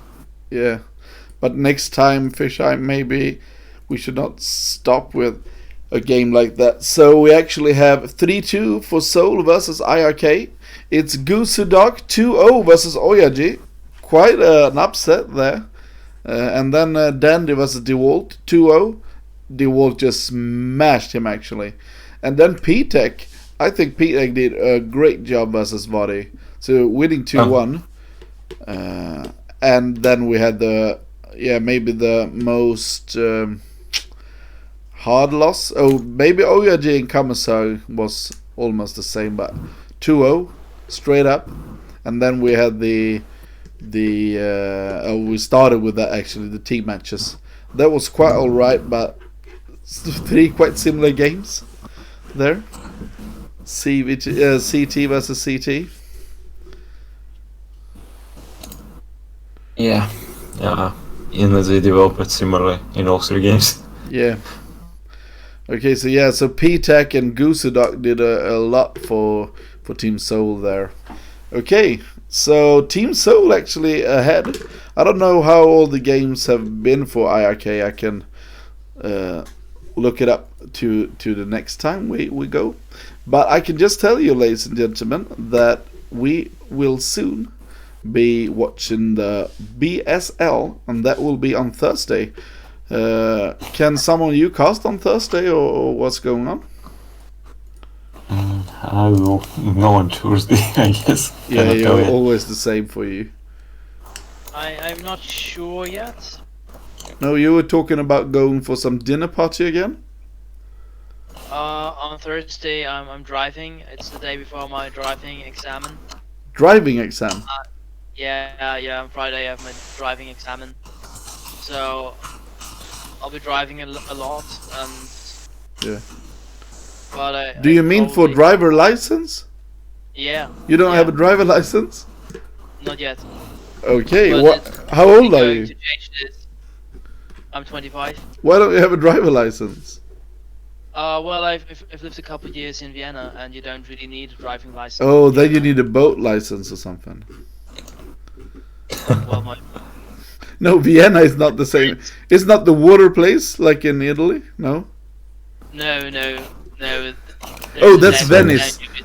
Oh yeah, that's Venice. You could drive a boat in the Danube, perhaps. Yeah. Okay, so on Thursday, actually, we will have Group C in the Goose League. It will be Striker, Vince Gizil, or something like that, Casper, and Master Ray. So I think that's all right. So I hope you will join me. And tomorrow, if you're interested in watching some great games, you should go to Master Ray's channel, because he will cast Group B on Goose League. Deska, Handy, Squall, and Desakwe. I think that would be amazing. But on Thursday we will have Group C. So please tune in for that. And if you haven't followed the channel, just hit the follow button. And actually, if you have not hit the subscribe button, you should do that instead. So follow, subscribe, donate, do whatever you want to. But we will have some great games going on. Okay, and there we go. Cyber actually followed, but he complained a bit that we talk in each other's mouth. So we need to think about that when we cast next time to spread the word better. Yeah. Oh, we failed so much.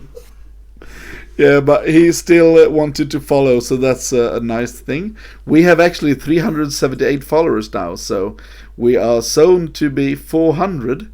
So only 22 more, and then we will be 400. That's terrific. Yeah, and Cyber, we will really think about it. I think it would be easier if we saw one another. Maybe see if it needs a webcam or something like that.